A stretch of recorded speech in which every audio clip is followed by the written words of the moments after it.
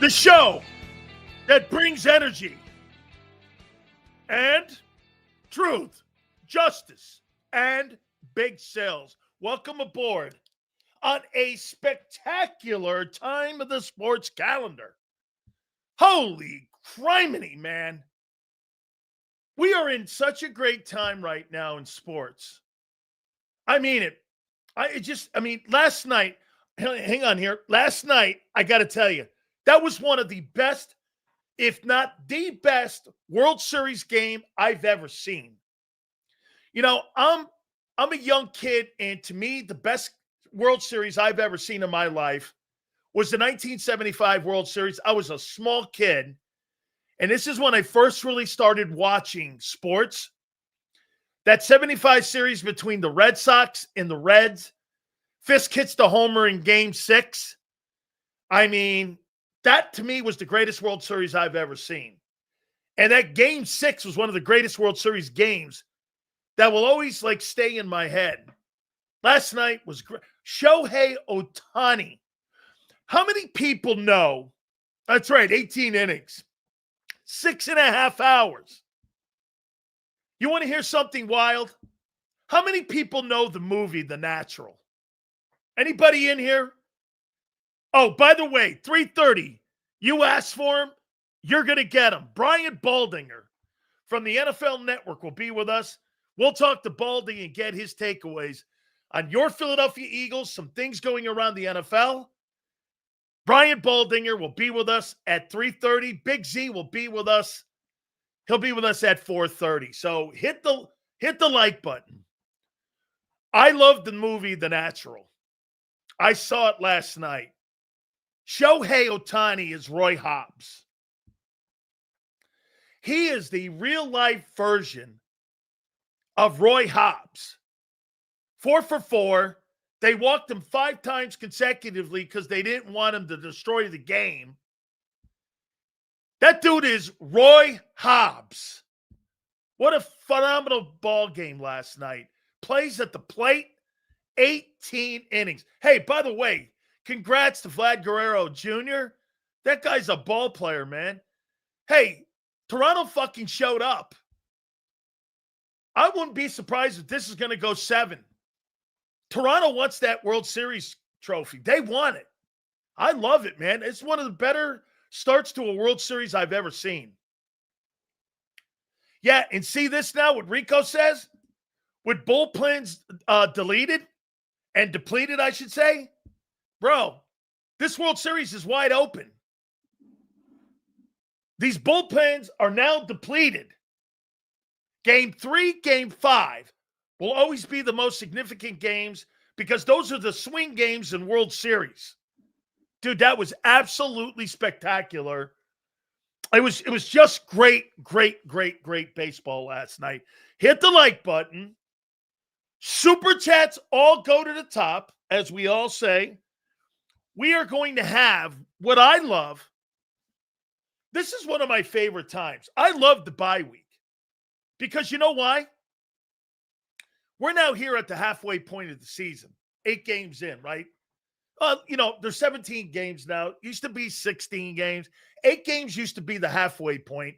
So now I'm going to use this because it's the bye, I'm going to use the halfway point of the season. If there is one player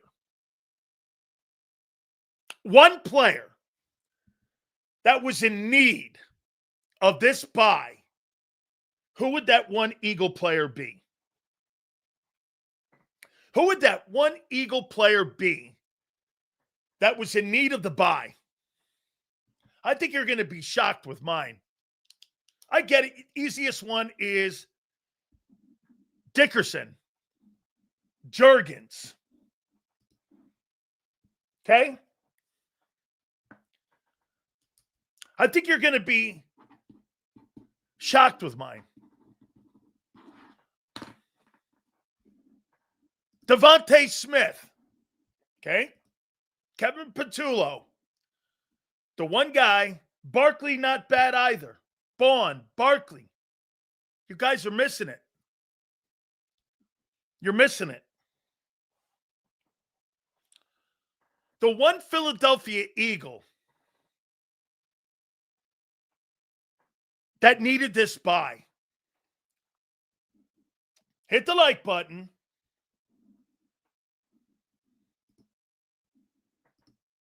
Yeah.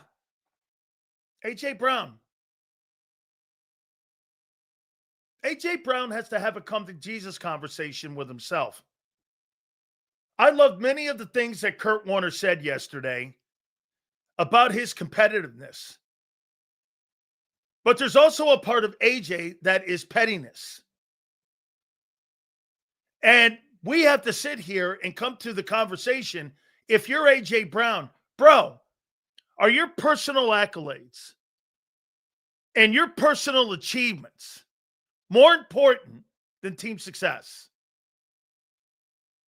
You have to have a conversation and a clearing of the air. What's on your mind, son? You got a whole bye week now. The football team is actually showing that they can win without you. I'm not saying they're going to win a Super Bowl without you. It'd be crazy to think that. But you need to have a changing of the conversation of your mentality and how you're approaching this year. You are, of all people, mentally drained right now. You know, Landon Dickerson, Cam Jurgens, Jalen Carter, all of these guys are banged up. All of these guys are injured. Obviously, physically, those guys need to bye. Mentally, you need to bye. Because you're mentally fatigued right now. Okay? I mean, this leads me to more of the conversation. I'm not a doctor, dude, and I'm not going to pretend to sit here and act like one when it comes to mental health. I am absolutely not going to go down that lane. Dude, you know what you are too? You're wearing your quarterback out. You're wearing your QB out. You're wearing your coaching staff out.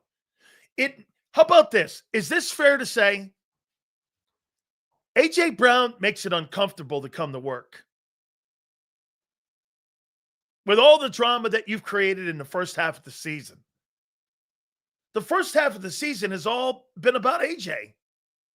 Not about the fabulous 6-2 start. Hey, dude, you're 6-2 heading into the bye. Any fucking team in the NFL would be thrilled to be 6-2 with all the things that have gone up and down with the team in the first 8 games of the year. The Eagles have played one football game of complete football games, and it was against the shitty Giants. That's not a barometer or a metric. I mean, sure, you can slice and dice and go, Sills, we didn't play very good football, and we beat some pretty good football teams. Absolutely true. There's a lot of positives, man. Hey, positive on the team. After the first 8 games, dude, you beat some really good teams playing C- football. You really have. You played some really good football in critical situations, and you got it done when you needed to get it done the most. That's a positive. That's championship mentality. That's what kept you in those games and kept you on the one side of the column when it came to winning those football games. Okay? By the way, Hurts is not that without AJ. On a week-to-week basis, you're freaking nuts. By the way, I'll give you the latest trends on MVP conversation in the league. Oh, I'll give it to you right now if you want. Here are the favorites right now to win the Most Valuable Player Award halfway through the season. Here are your top candidates. Mahomes is number 1. Allen is number 2. Dak Prescott's number 3. These aren't mine. This is Atlantic City and Vegas. Mahomes 1. Allen 2. Dak 3. Here, take it back. MVP. Mahomes 1. Allen 2. Drake May 3. Matthew Stafford 4. Baker Mayfield 5. This is after 8 weeks of play. Daniel Jones 6. Jonathan Taylor, running back, Colts 7. Jordan Love 8. Jared Goff 9. Jalen Hurts 10. This ain't mine. This is Vegas and Atlantic City. Your MVP at the halfway mark. Mahomes, Allen, Drake May, Stafford, Mayfield, Jones, Jonathan Taylor, Love, Goff, and Hurts. Once again, not mine. I mean, 2 weeks against Minnesota and the Giants is not going to put Jalen Hurts in the MVP conversation. It's not. Okay? And who cares? Like Kurt Warner said yesterday, who cares at the end of the day, right? I don't think Jalen gives a rat's ass about regular season MVPs. Every player on the planet gives a shit about accolades and Pro Bowls. So you're telling me Lane cares about being a first-team Pro Bowler, but Hurts doesn't care about accolades. Yeah, right. You're the best player on your offense gives a shit, but not Jalen Hurts. Right. Lane Johnson said he was pissed off a year ago that he wasn't named first-team All-Pro. But Hurts doesn't give a shit. Whatever. Right. This right here is made up. Every player cares about it, guy. Every player wants to be rewarded. Every player wants to have the accolades next to his name. Okay? They all do. It's not the point, guy. He carries a football team by himself. Okay? Yeah, because you would know, right? Have you ever voted for it? Bro, you have no idea what you're talking about. Go back to the little corner over there. Sit back and watch the show because we'll teach you some things here on the program today on how to think about football a little better than what you are now. You have no idea what you're talking about. I'm sure he cares. But like he said, not my words. Super Bowls sound better. Yeah, well, guess what? That's a quarterback's answer like Xander said yesterday. Like I said, there's 3,200 men that have won Super Bowls. There's 350 men that have made it to the Hall of Fame. You tell me what's more exclusive. The shit at AJ is the reason why wide receivers get traded. We're going to talk about that too. We're at the halfway mark. We get a chance to look at, okay? We get a chance to look at how they've played. 9 games left of the 2025 season. Yeah, thank you for counting. It's like being class president in high school. It's a vote, not one on the field. That's not true. Players take that shit serious, bro. If it wasn't, why is it in our contracts? Why is making Pro Bowls, if it doesn't matter, get this, to some of you out here, just to show you how fucking dumb you are. If it doesn't matter, why is it in our contracts? On Pro Bowls. Super Bowls are for losers? By the way, I was watching the U. I saw you a couple times doing your thing. Thank you, brother. Appreciate it. If Pro Bowls don't matter, why are they in our contracts? Why do teams put them in there? If they don't matter to players, which they do, why are they in our deals? Of course they matter.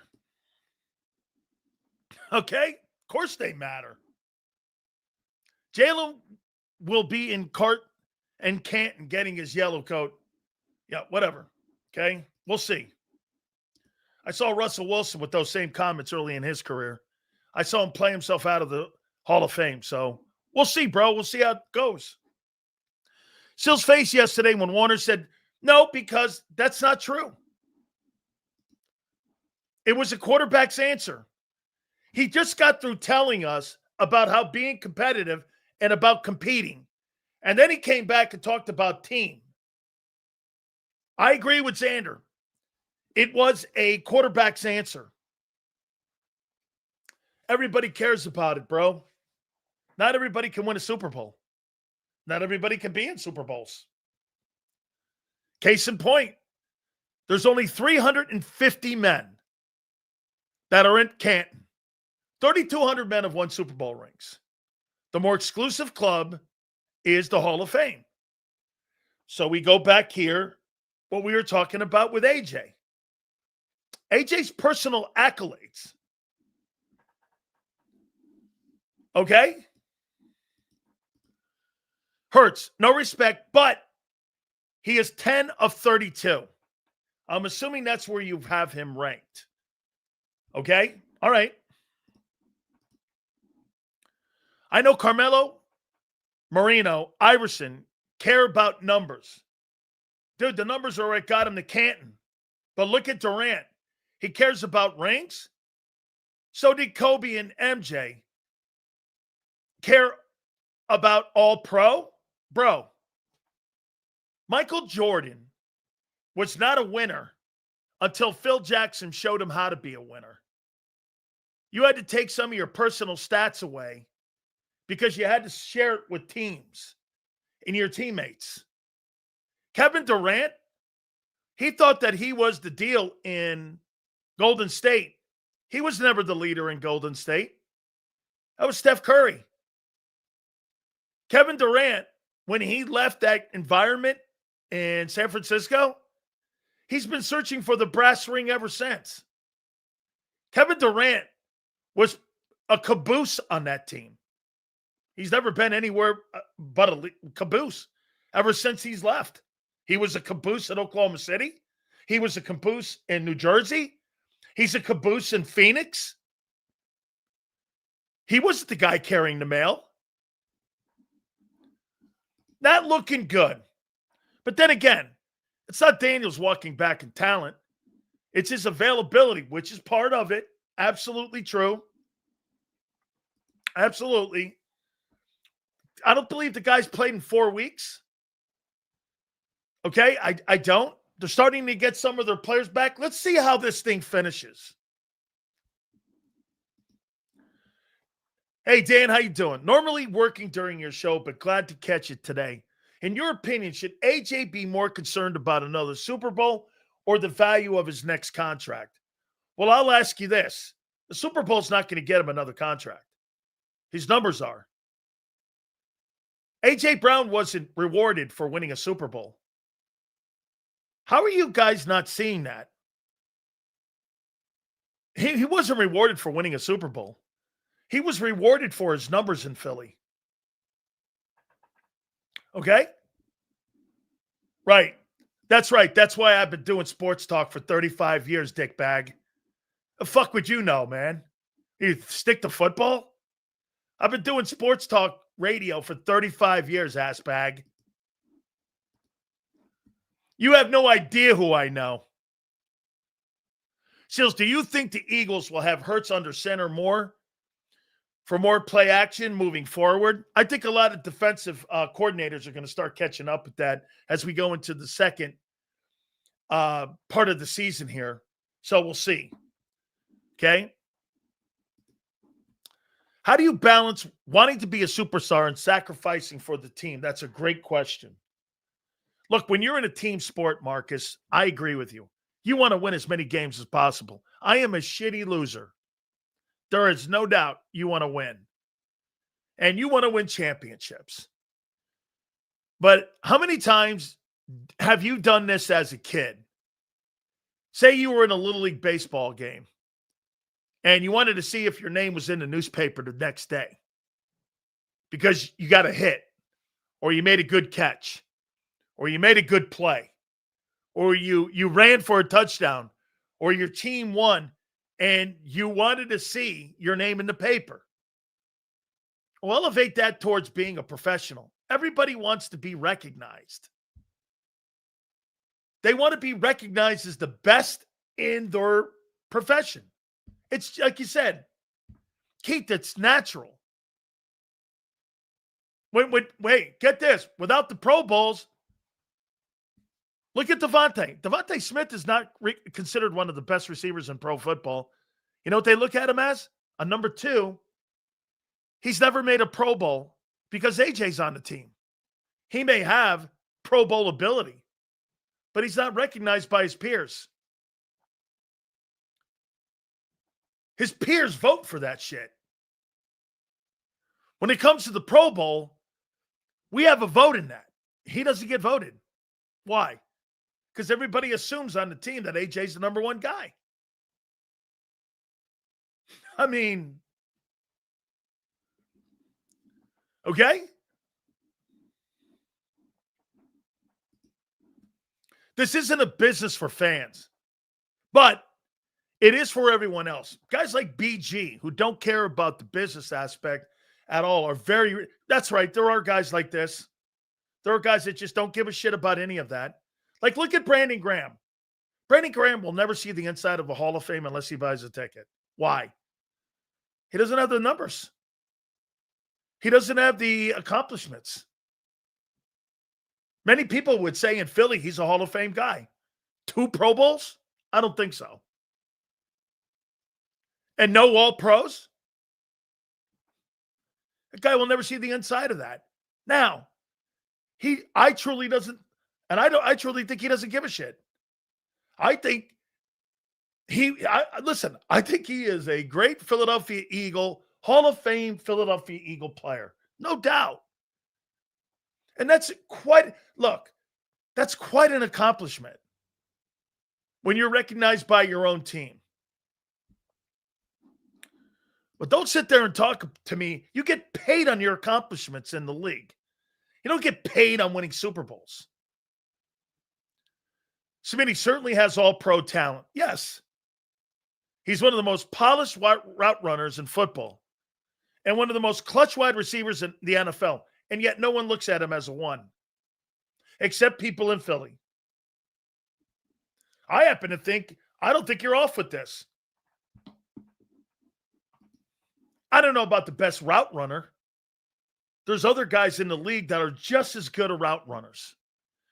Smitty is so underrated. He's an excellent receiver. Absolutely everything you said there is true. Okay? Vic said today that BG looked better than he expected. I probably think so. I don't really think he's been. Look, if you think about it, say that the guy had a knee injury that he had in training camp. All he missed was training camp in the first part of the season. Don't you agree with me? He's missed just about as much football as Nolan Smith. Now, Nolan Smith is 10 times younger than the guy, but you could make the comparison that, well, Nolan Smith missed almost as much time as Brandon Graham has. Okay?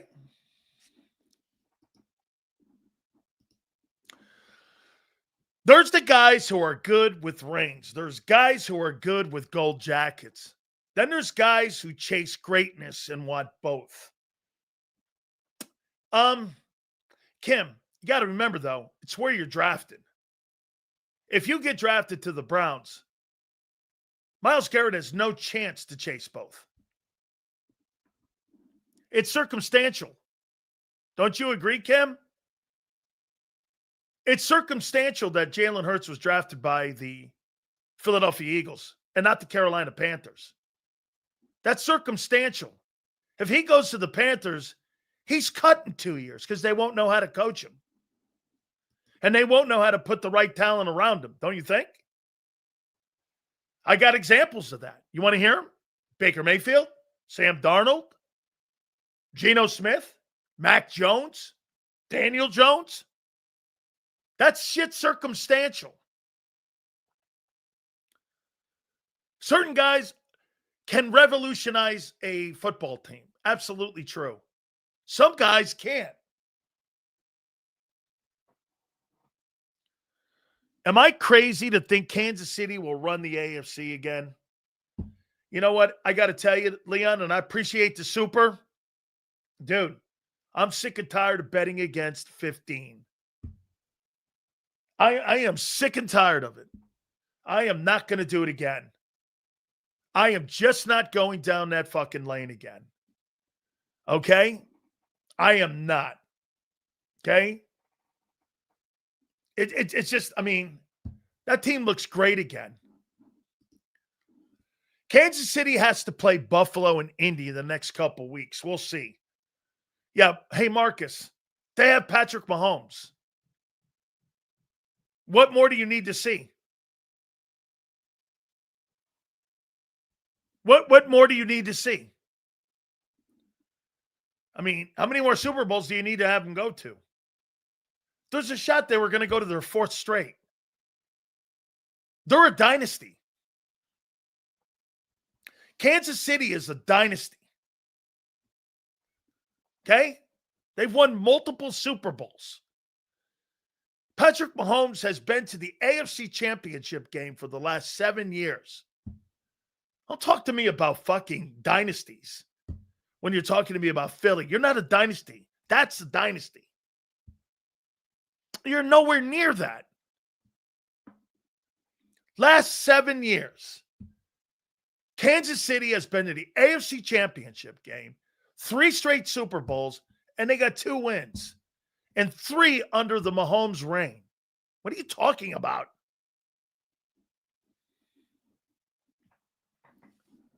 I mean, Kansas City still has a weak running game.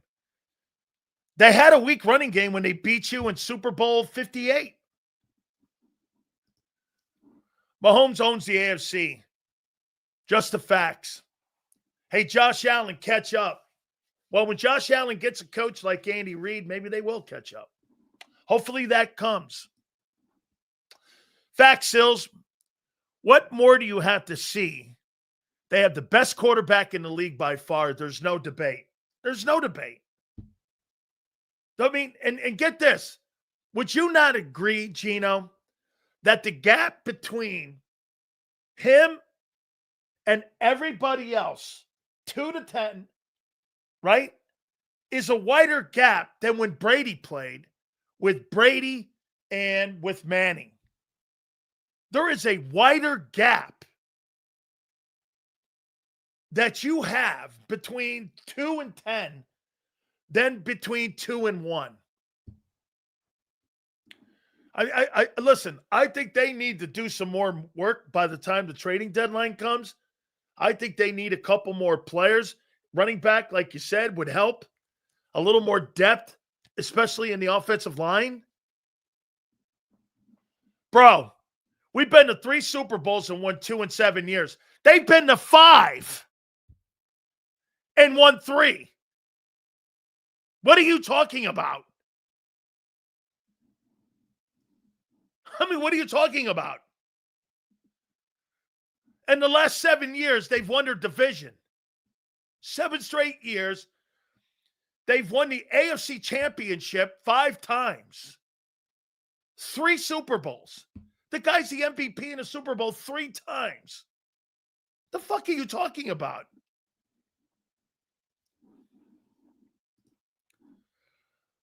Like, what the fuck are we... Hey, James, we went off of at the bye. I think A.J. Brown has to have a come to Jesus conversation at the bye here. Okay, about what he wants, what's important to him. Because if it's not team related, come November 4th, they need to make a move. Okay. Here, look at Senor making these bullshit excuses up. Weak-ass AFC division with a bunch of cooking quarterbacks like Jackson and Allen. It's such a fucking weak-ass take. Jackson and Allen are superior to Hurts in talent. And so is Mahomes. End of story. Not debating it. There's no debate. Stop comparing your guy to those dudes. He's not in her room. It's a quarterback that in the last 2 years is learning how to set protections and play under center. He's elite. Okay. Yeah, no. I got it. So the guy's never set pass protections in his entire career. He's never really played under center in his entire career, and he's just learning. Okay. I guess. Sills, the gap is wider because the quarterback level, top to bottom, has declined, and the coaching talent has declined. I don't know about the talent. I think the coaching has. I think the development of the players seeing the game. And Kurt Warner talked about that yesterday. Okay? I'll tell you what. So let me get this right. If you had to start your team from scratch, who are you starting it with? Josh Allen, Lamar, or Hurts?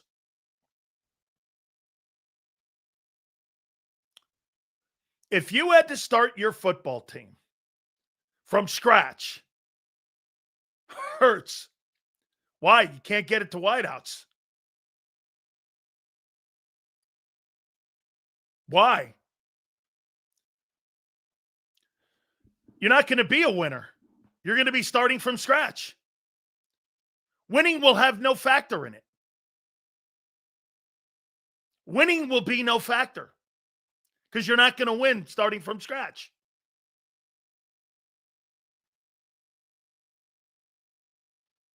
I asked you between Lamar, Allen, and Hurts.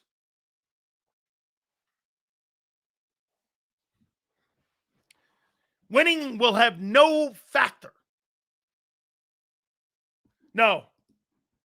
When you start a team from scratch, the chances of you being a winner, folks, is zero.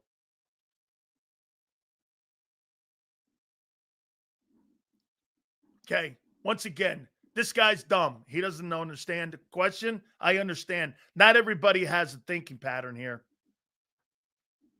Okay? Hurts is the least ready.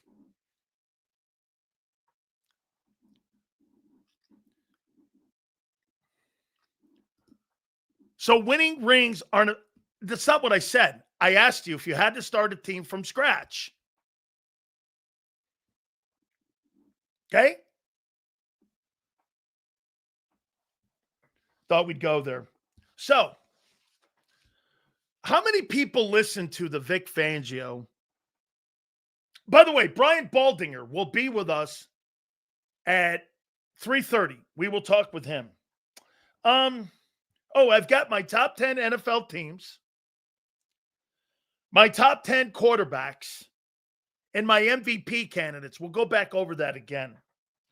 Every Tuesday we do this. Please hit the like button. We appreciate you guys. Supers go to the top. All right. I heard something today that made me understand a little bit more about your organization. So I was listening to Vic Fangio. How many people believe that Vic Fangio has a say on the defensive personnel that goes on that side of the football?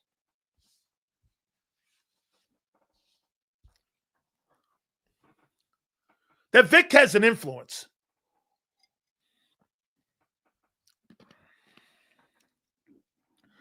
Baldy would teach me some football. We were teammates and pretty close friends.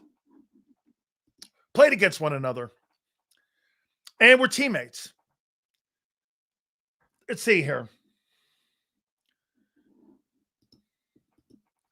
Here's a guy that doesn't know how he overrides him sometimes.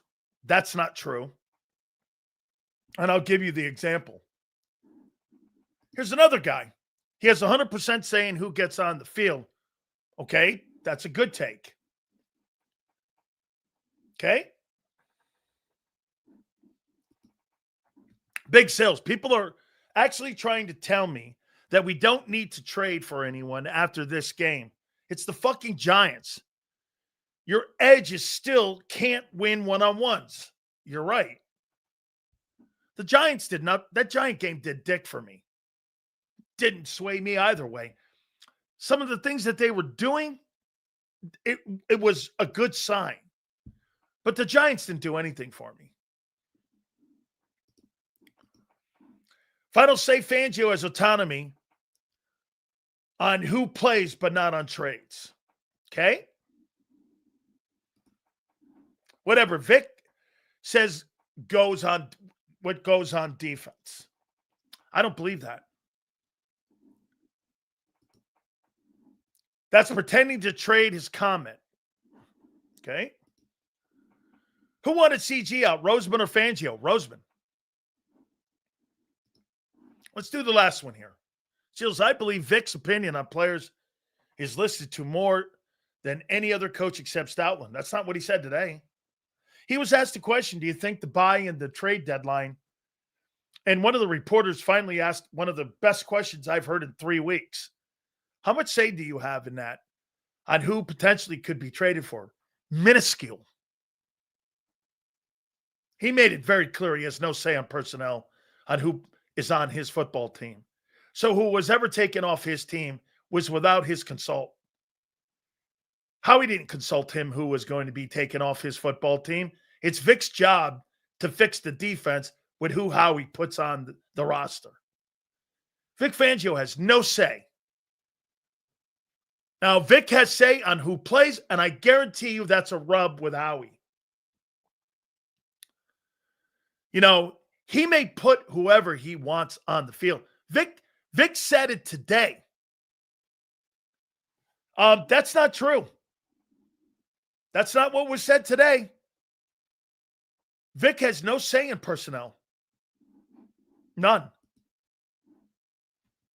None. Minuscule. Shit, he talked about a Dory Jackson showing up. He didn't even know who he was. Not true. Said it today. He has no say in who signs with the team. No say. Was not handpicked. Minuscule. Minuscule. Minuscule. Minuscule. Get this. Lie again? He fucking said it today. Do you have any say on who's going to be traded in the next minuscule? That's not a lie. Those were Vic Fangio's words. Minuscule. So if you think that that guy has any say who's on his football team, when that blowtorch was taken to your defense, Vic Fangio has no say if Howie brings in Jermaine Johnson, goes down and gets Chubb. Zero say. Zero. Zero. Zero. Okay? Once again, for some people that don't understand, well, when you're a coach and you're being asked to fix chicken shit into chicken soup, that's pretty amazing. The job that Vic Fangio is doing without his consulting of who to bring in and the player profile. That's why these guys, some of these guys, even Jeff Stoutland, they're not magicians. I do think what's going on between Vic and Stoutland is remarkable. How he controls the entire say on who's on the team. I'm almost to a point. He almost controls who plays on Sunday, but I do believe Vic Fangio has say in that. Vic absolutely loves Coop. He may be our best defensive player. I think he is. I think right now, if you were to pick an MVP on your defense, I'm picking Cooper DeJean. You guys will pick Bond. I'm picking Cooper DeJean. Okay?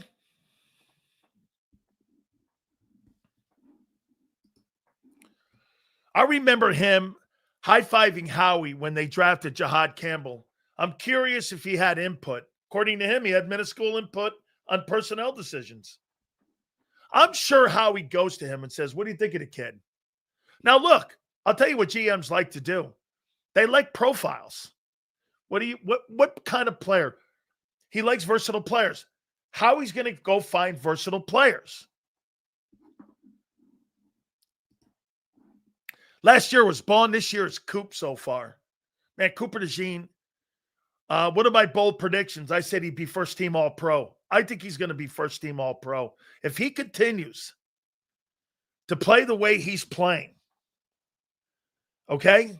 If he's continuing to play like he's playing, he's going to be first team All-Pro.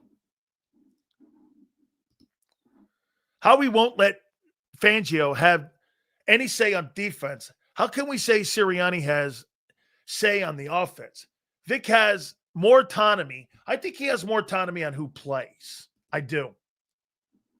Okay? The Baldy texts you. He just texts me. He can't do it. Shit. Oh, man. You got to be kidding me.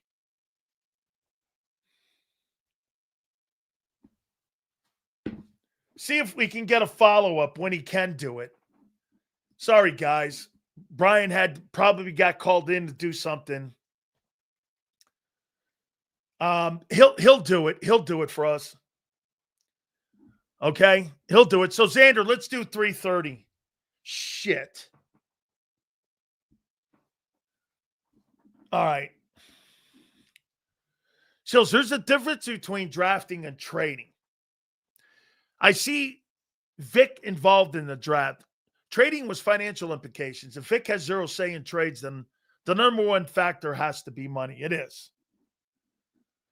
Sorry, guys. We apologize, man. Okay? Baldy heard Big Sills BS. Yeah, that's right. Known the guy 40 years.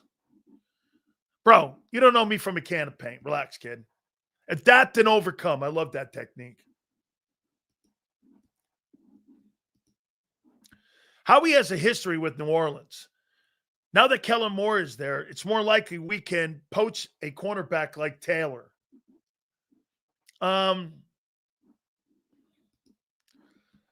Xander confirmed with me during this year's draft that Vic had a ton of influence on Howie.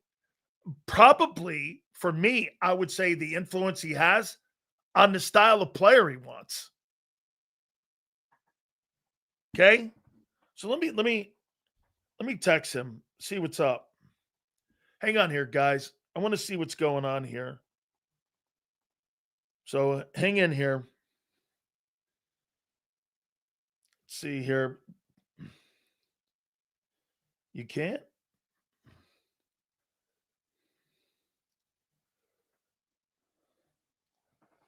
Let's see what he says here. So hopefully we can maybe move him up here. Let's see what we got. I confirmed. I confirmed. Yeah, he confirmed. Hey, today he made the comment he has no impact whatsoever. Okay? Bro, you ran into Warren Moon? We've had Warren Moon on the program 6 times talking about Hurts. Vic said Cooper is so good in the slot that they've had discussions about putting him out there on the corner, but he's so important on the slot. Yeah, I heard that comment. And I think he wants him in the middle of the field. I really do. I do. I think he wants him in the middle of the field. If there's a case Howie is doing terrible, it's only so much Fangio could do with players like Ringo are lost cause. Now, he said something about him today. He thought he was okay. He didn't glaze over him like you guys are. He thought he played okay. Okay? Oh, what was full of shit? Dude, don't you like people who dispute what people say and you have it on audio? The guy fucking said it today. He has no impact on who's going to be traded. He has zero impact.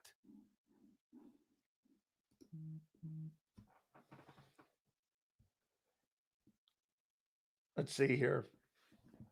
Let's see what Baldy said. Let's see here. Hold on for a second, guys.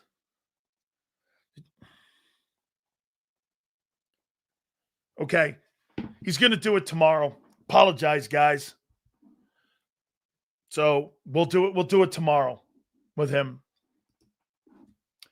Ringo's getting better. Unfortunately, he started so slow, it doesn't look good. No, I told you guys at the beginning of the year, I think Keely Ringo will be better at the end of the year. And yet you guys thought he was just going to slip into the position of playing corner in this league, having never really played. I mean, you thought he was just going to walk in off the street because you saw things a year ago on what you saw with Q and Cooper that these guys were going to walk in and play. Look, I think Jahad Campbell's played well. I think there's a lot of great things to be excited about his future. But if I were to put him like next to players, I'd go like this. I think there's a lot of work to go. I'll tell you this. Do you know who has turned out to be a player that, number one, I mentioned, and I was the first guy that mentioned this player's name. And I wanted you to draft him. That was Edgerrin Cooper out of A&M. That fucking guy is a ball player. I liked him out of A&M. I believe he was a second-round pick. I saw him playing. That guy is some football player. He plays for the Green Bay Packers. I was talking in March of the year he got drafted in April. No, that's not true. Because if everyone wanted him, he'd have been a first rounder. Not true. And we were talking about him, and we saw him play at A&M. And he went, I forget, I think you guys, I think he went in the same draft as Cooper DeJean, if I'm not mistaken. Sills, what do defenses do to counter our 6-0 linemen? Power running setup. Eagles getting 13.3 yards a carry with that, plus play action freezes DBs. I think it's the opponents you're playing. I do. I think that's a lot to do with the opponents. You're not going to be able to do that shit to Green Bay. You're not going to line up with 6 dudes on the defensive line and start running the football at them. And they'll just bring more people up. And by the way, you're going to have to deal with the freelancing of Micah Parsons because they move him all over. By the way, the guy on the other side of Micah Parsons is also pretty good. He's a pretty good football player. Having the 6-man like that, we'll see if they stick to that. I think it had a lot to do with the opponents you were playing. I see a lot of complaining in here. We were expected to be 8-0 and have a statistical number 1 offense and number 1 defense. I think you at 6-2 right now, I think it's remarkable with what you've done. Let's take a look at this. And I'm assuming that the numbers have come out here. So let me take a look at this and see where you are right now at the halfway mark here. And we'll go down the line here of where you are at the halfway mark. And let's see where you go here. You tell me, let's start off with the offense. So offensively, total offense at the halfway mark, you're 23rd. 304 a game. Passing. The Eagles are 25th in passing.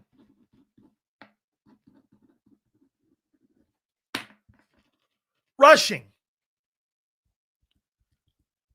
The Eagles are 19th. First half of the season. Scoring.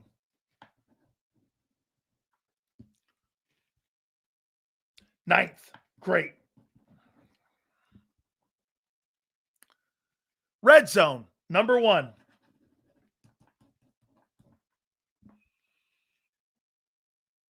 Third down. 27th.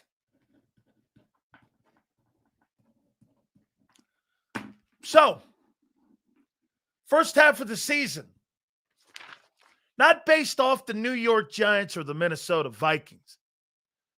The collection of the first half of the season. You're 23rd in total offense. You're 25th in passing. You're 19th in rushing. You're 9th in scoring, which is great. You're number 1 in red zone, which is great. You're 27th in 3 and outs. You lead the league in 3 and outs. How well do you think you have played in the first half of the season offensively? Letter grade would be cool. How good have you played?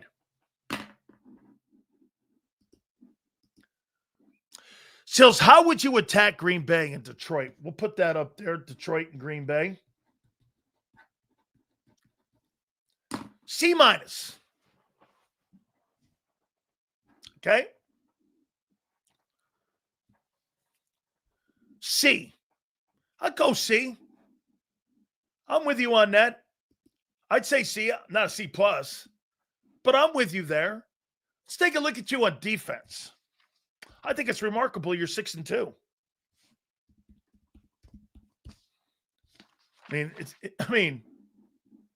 Right? I think it's remarkable. Here's your defensive numbers. Let's go defense. So what do we come up with? C? I'll go C. Here's a guy here with B-, and you're the 27th in 3 and outs. You're one of the worst teams in 3 and outs in the league. And he's got B- football. Okay. So let's take a look at defense. Total defense. The Eagles are 20th. Right where I told you you'd be. Between 15 and 20. If you remember in the preseason, you asked me where I thought your defense would be. I thought you'd be between 15 and 20. Okay? Pass defense. Eagles are 18th. You were number 1 in the NFL last year. You went from number 1 to 18th. Rush defense. I believe you were number 9 last year. You're 19th. Scoring defense. You're 18th. You were number 1 last year. You are now 18th. Red zone.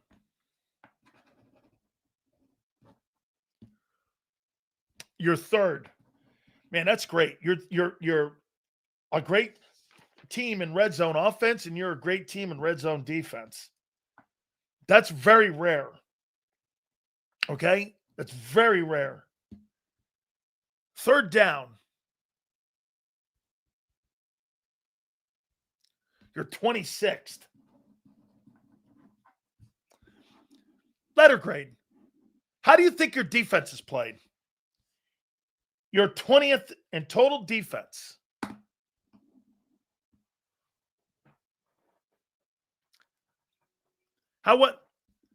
Actually, right here, see this? This is everything wrong with what he's saying. The record is irrelevant. How you're playing matters more. Now, you have to take common opponent. Mikey, so you're cool with where they are. I'm actually cool with where they are. Okay? I'm actually, being the 20th ranked defense, I kind of thought that. And I think they're going to get better by the end of the year?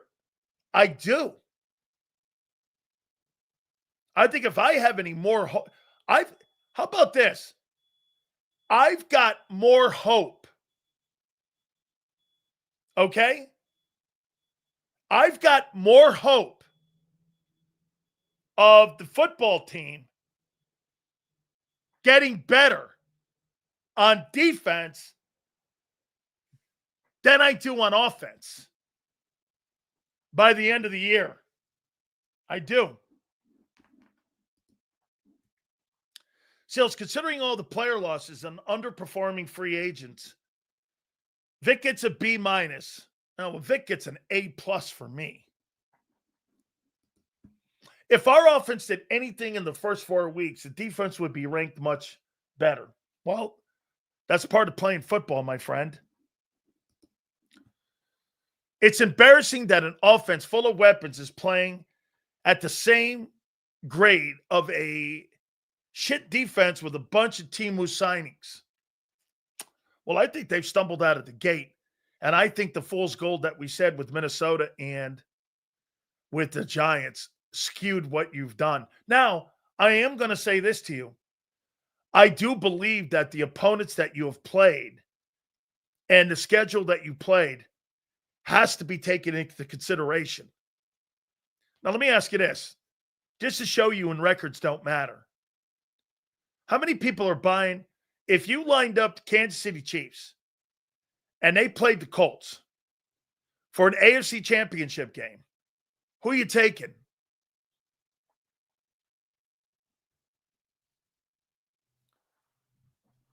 I mean, who are you taking in that game? Taking the Chiefs. Chiefs are 5-3. So the record really didn't matter in that game. Right? So when you're talking about these teams 6-2 and what have you. Right? Sills, I don't think it's possible that the run game doesn't improve from the first 7 weeks. We'll see, man. Giants are not, and Minnesota didn't tell me anything. The under center stuff, the 6th offensive lineman. Remember, like Kurt Warner said, dude, those guys, those are just cosmetic things. Wins and records don't matter, folks. You don't need to win games to make the playoffs. You just need stats. Once again, this guy doesn't know football.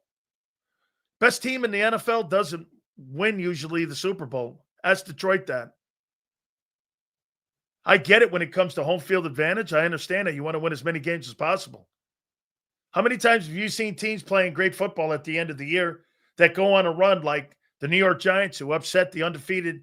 If that's the case, according to this guy, the undefeated Patriots didn't have to play anybody in the playoffs, and that Giants team would never have won his fucking Super Bowl. Guy's a dumbass. He has no – bro, those are just like fans that, eat hamburgers and, drink sodas and shit or beers at the game. You have no idea what he's talking about. Seals, based on Hurts' passing numbers in the last few weeks, I'd say Patillo has improved the passing game. I wouldn't. Against who? The Giants? I would say Minnesota. That's impressive. Giant game didn't impress. There's not one thing they did in that game that impressed me. Minnesota, I was more impressed. Because that's Brian Flores. Brian Flores is a pretty good coordinator. There's some people back there that can play, and there's some folks on that defense. The Giant game did nothing for me. Zero. Again, some of the optics things. Being able to spread the ball around. The 6th man on the offensive line. The under center stuff. That was good. I mean, that was comparing to Kellen Moore. Kellen Moore won a Super Bowl, dude. So the New York Giant D-line is good. Yep, you know what? But they're 27th in run defense. Let me see where they are. I mean, the New York Giants right now, for whatever reason, they are not, like Tom Brady said, they were not put, they're pass rushers. And they were not put in a, here, let's go here and take a look at the last 2 weeks defensively. And you tell me what you come away with. So total defense, Minnesota Vikings. They're 14th. Not bad. Passing defense. They're 8th. That's exceptional what Jalen Hurts did in that game. And here, look at this. The Giants in total defense are 29th. The Vikings, what do we say? The Vikings are 8th. That's exceptional. The Giants are 24th in rush defense. The Vikings are 24th and the Giants are 30th. Come on, guys. You're talking about two of the worst units in the league against the run. I mean,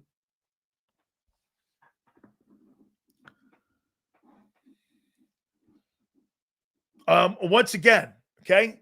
Bro, this is 8 games. That's not 1 week. This is 8 games. Perfect passer rating. I said that. Seals, do you nitpick everything in your life just for a friend? Yeah, because details matter. That's what your coach says, Nick Sirianni. Practicing the details. That's something that's ingrained with a football player. Nitpicking is important in football because if you don't address the small things and the little things, they become enormous things, and before you know it, everything before that, okay, it becomes enormous. I'm quoting your quote, your coach, more than anything. I'm not this guy. I'm done with this guy. And we didn't run it versus the Giants. Yeah, versus the Vikings. We had a better passer rating. I told you, I'm going to reiterate it again. I was more impressed with the Viking game. And that game was closer. Still, in all seriousness, someone who played like you, did you not rely on just, we relied on, they're called, in your eyes, they're called stats. They're trends in our eyes. For 8 weeks, this is what a team is. Get this. Would you not agree? Hey, Benny, would you not agree that for 8 games,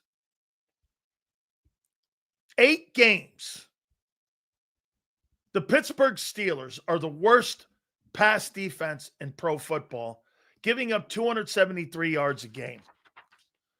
If you're giving up 273 yards a game, Benny, isn't that who you are?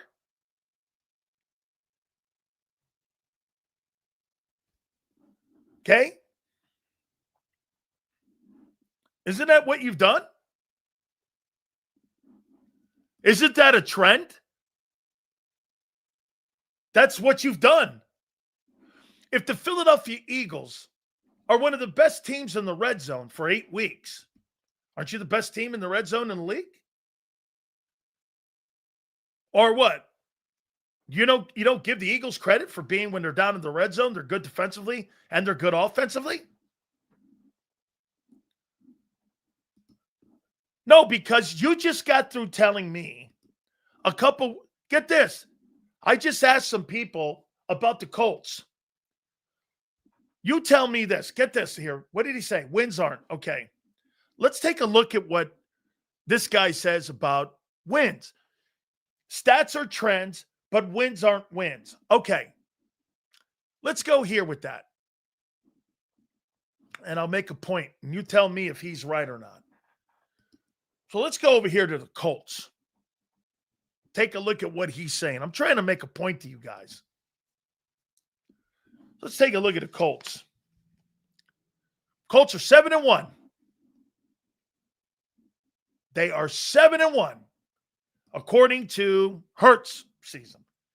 Stats are trends, but wins aren't wins. Okay, let's take a look at what he says. So let's see who they've got wins over. Miami, How many wins does Miami have? 2? They're like 2-6. They got a win over Denver. Good win. They got a win over Tennessee. They lost to Los Angeles. They got a win over the Raiders. They beat an Arizona team that's underwater. They beat a Charger team. And they beat Tennessee. So according to season, he's trying to tell me that the 7-1 season that the Colts are having, it's irrelevant to who they played. They're 7-1. But the wins, they're wins. Right? Is that what you're saying? How about, to me, you could have a 4-4 team. Like, look at us Chiefs. The Chiefs have one of the toughest. By the way, they're only one game different than you right now. So look at who the Colts have beaten. They've beaten Miami. They've lost to the Rams. They've beaten Tennessee. They've beaten the Raiders. They've beaten Tennessee. You're going to try to tell me you think that that's not a fraudulent record? I look at the Colts record and go, all right, they're 7-1. Remember what I said to you at the beginning of the year also about San Francisco? San Francisco is going to have a better record than the Rams, but they're not going to be better than the Rams because they don't play anybody. It's not a coincidence the Steelers are the worst pass defense. Slay's cooked, dude. He is, man. He's totally cooked. They were right to get out from him. You play who they put on your schedule. What's that got to do with reality?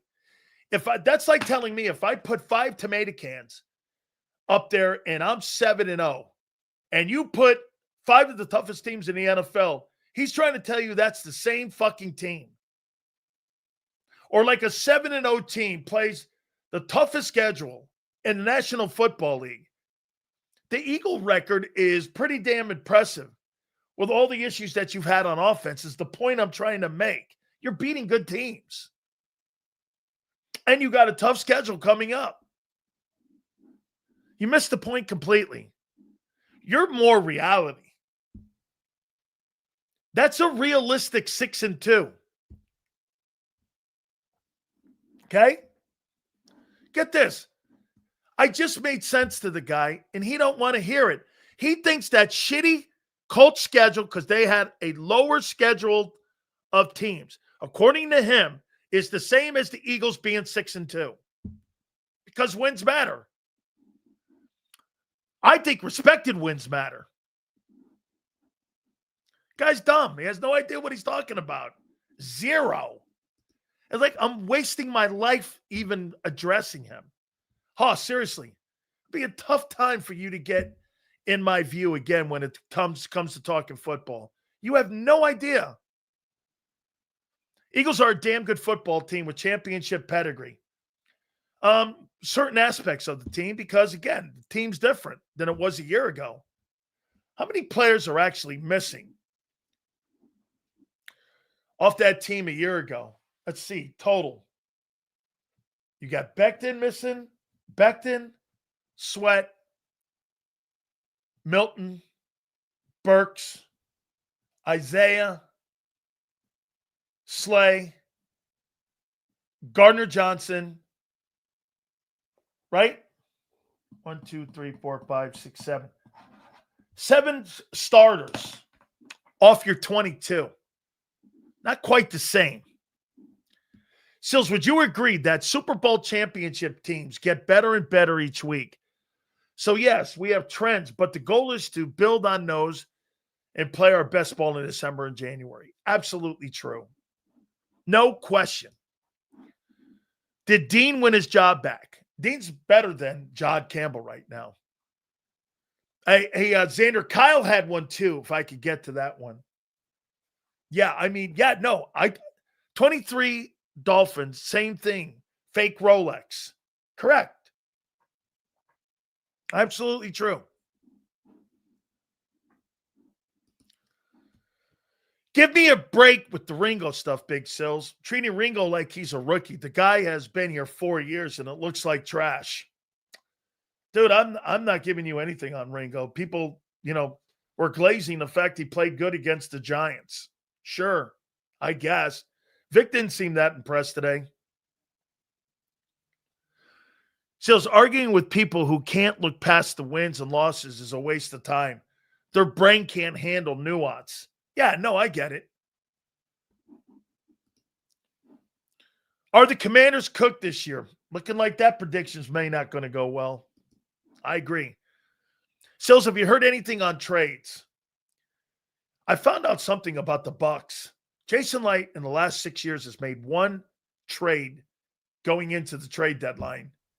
He's one play away from having Tez Johnson being his number one wide receiver if Emeka Egbuka gets hurt. There are certain guys that are active on the phones. He's not one of them. You get really a characteristic of a GM when you start covering a team. I don't know, man. I think Bruce Arians and Tom Brady, I think they did a lot for the Bucks. I don't know how much Jason Light has done. I mean, you're 6-2. Why aren't you making a push for having all your chips in? I think Howie's going to push his chips in some aspect, and I think there's going to be some movement on November 4th or prior to that.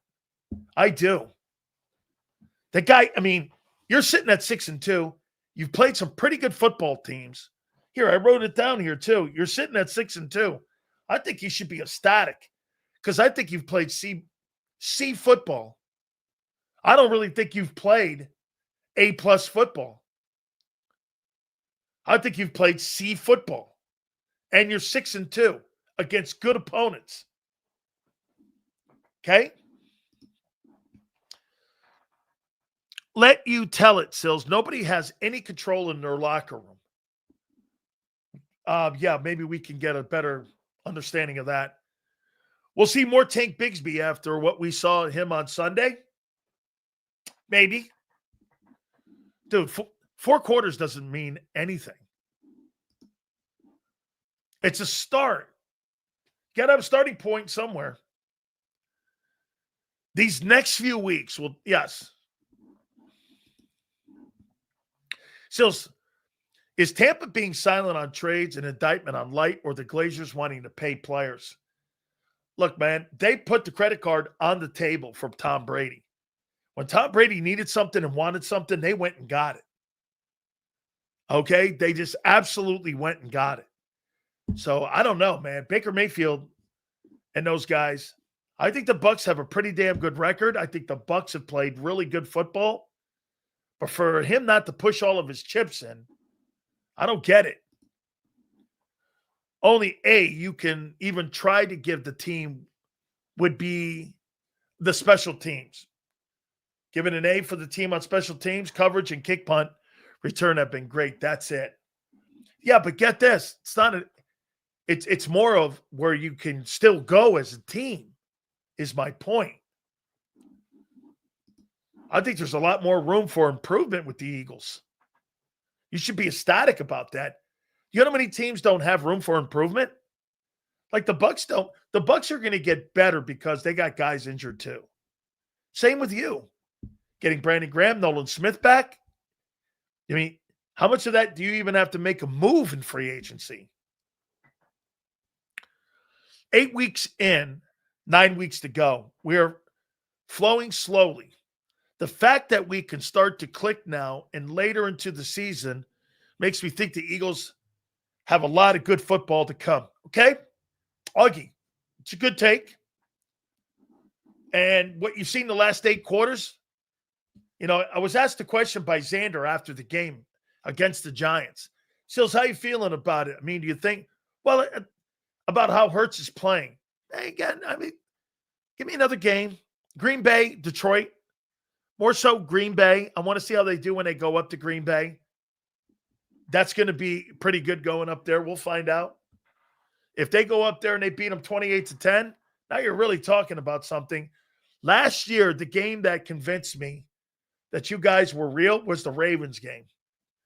When you guys systematically took that team out the way you did, I went like this after that game. You guys can win a Super Bowl. I didn't think it to the Ravens because you were so one-dimensional. So if the Cardinals lose to Dallas, it'll be 2-6. Do you think the Eagles will try to bring back Josh Sweat? No. No, they know the player. They know that. Here's the one thing about Sweat. Sweat is playing really good football. He is. However, dude, he's one hit to the knee away from never playing again. So, and plus, he's making $20 million. I mean, Josh Sweat would be better than anything you have on your football team. He would be. Yeah, you're not paying him that. So I agree. Tampa's tough. Yeah, Tampa's tough. I'm going to give you my top 10 teams here in a second. I'll do the quarterbacks too. All right. So before we get to Xander, you tell me, will the Eagles entertain trading A.J. Brown before November 4th?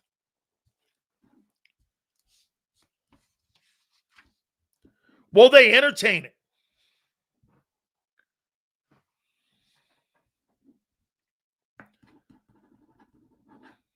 I guess WIP is going nuts on this.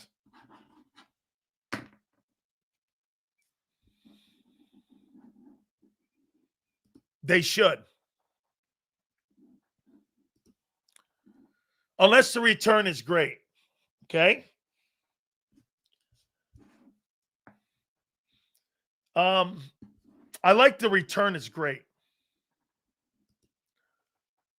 No Sills because of massive dead cap hit. Remember something, Mikey. Contracts are like hearts. They're made to be broken. Don't get caught up. The restructuring happens. Deferred money. All of this.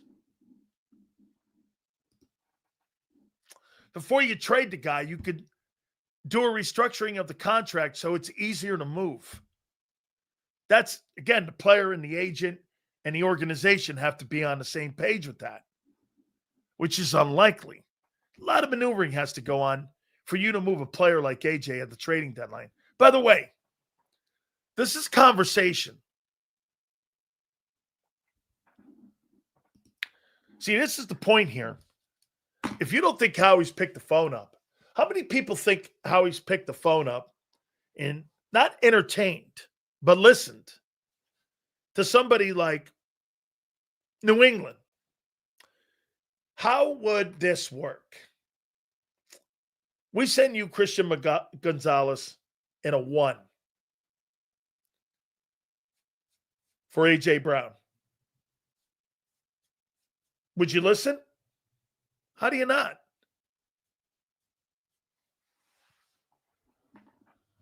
How do you not? The problem with the Bills will be the Bills are going to be picking down in the late 20s. They're going to be picking in the late 20s. Okay? You're not sold. Christian Gonzalez in a 1 for A.J. Brown. Okay? Who you're not sure wants to be here. This is why we started the program off. We got to find out whether or not what's going on with the guy here. You don't have a player on the team that could trade for Myles Garrett. It'd have to be multiple ones. You think you're going to trade A.J. Brown for Myles Garrett? Not happening.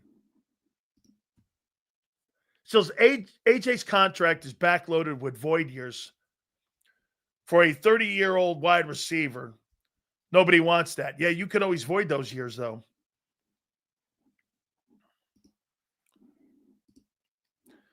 They should entertain a trade, Big Sills. I'm an Eagle fan, not a player fan.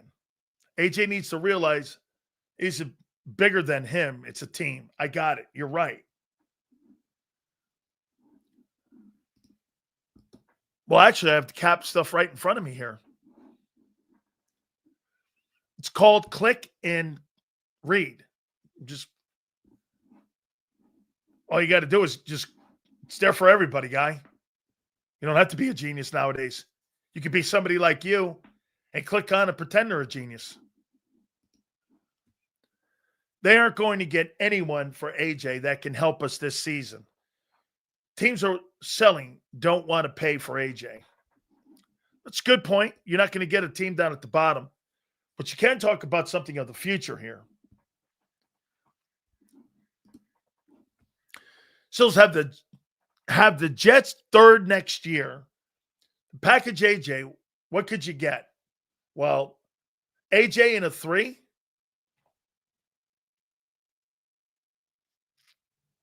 Where are you sending him?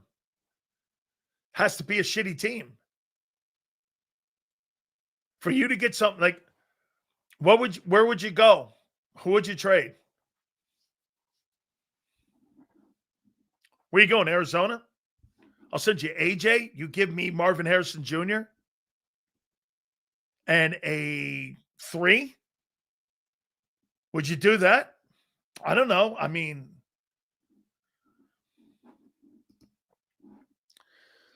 so let's hear what teams and players would trade him for. To the Raiders for Max Crosby. Raiders would probably want a 3 or 2.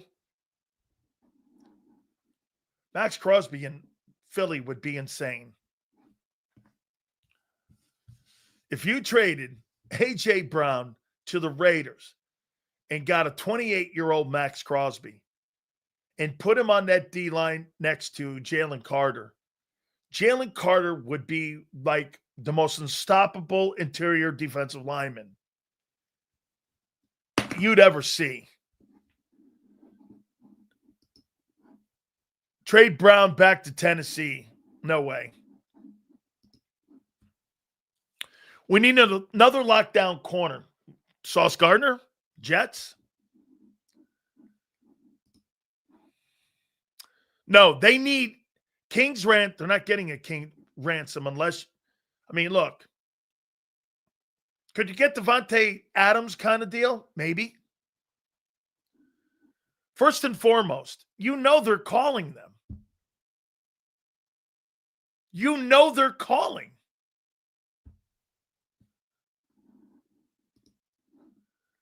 But Vic can't drop Max Crosby into coverage. That's what McMullen says. Are you trying to tell me that a guy like Vic Fangio, who saved the career of Nakobe Dean, Nolan Smith, Zach Bond, could not figure out how to use Max Crosby in a defense? Well, then he ain't worth a shit. When you got special coaches like Vic Fangio and Jeff Stoutland, these guys are eventually going to look at it and go, I could do something with this.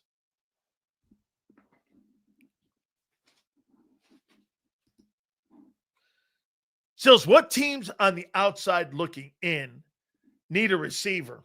Buccaneers do. The Bucs have to A.J. Brown to Tampa. Now, there's nothing down there. The Bucs need a wideout desperately.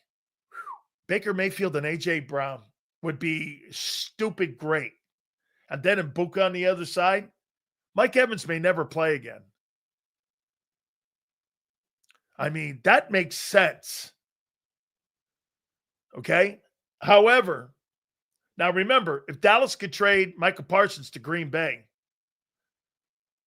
the optics would be is try to get him out of the NFC. However, you're looking for value back.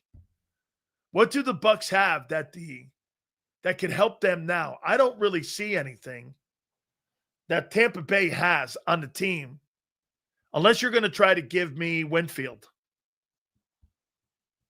I mean, I would want Winfield and I need a player back if I'm ever even entertaining that.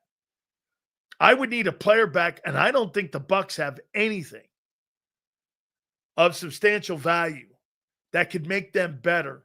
It would be all about the upcoming April draft. And I'm not trading A.J. Brown unless I get something in return. I need a player back. Most of the time, when you're talking in-season trades, it's about getting a dude back to help. You're not talking about getting a future pick. That's not helping you. That's why that Dallas move to Green Bay made no sense. Yeah, but why would you want Vita Vea? Vita Vea is having a spectacular year. He is having a great year, but you got two defensive tackles in the middle. See, the Bucks don't have anything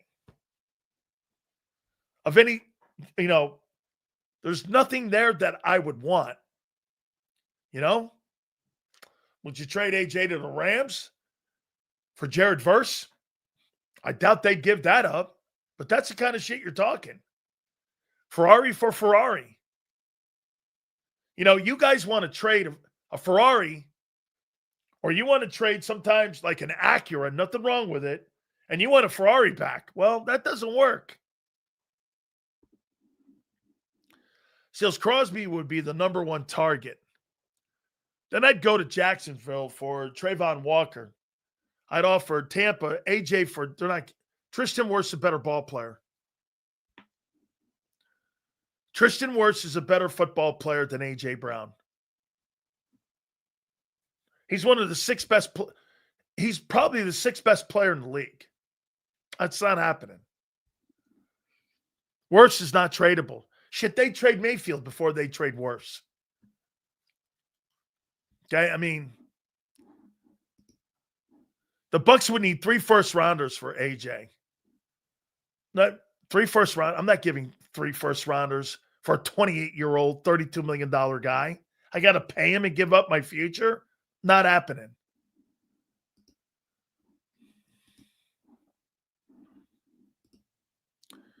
I'm not trading AJ in season, only for Garrett.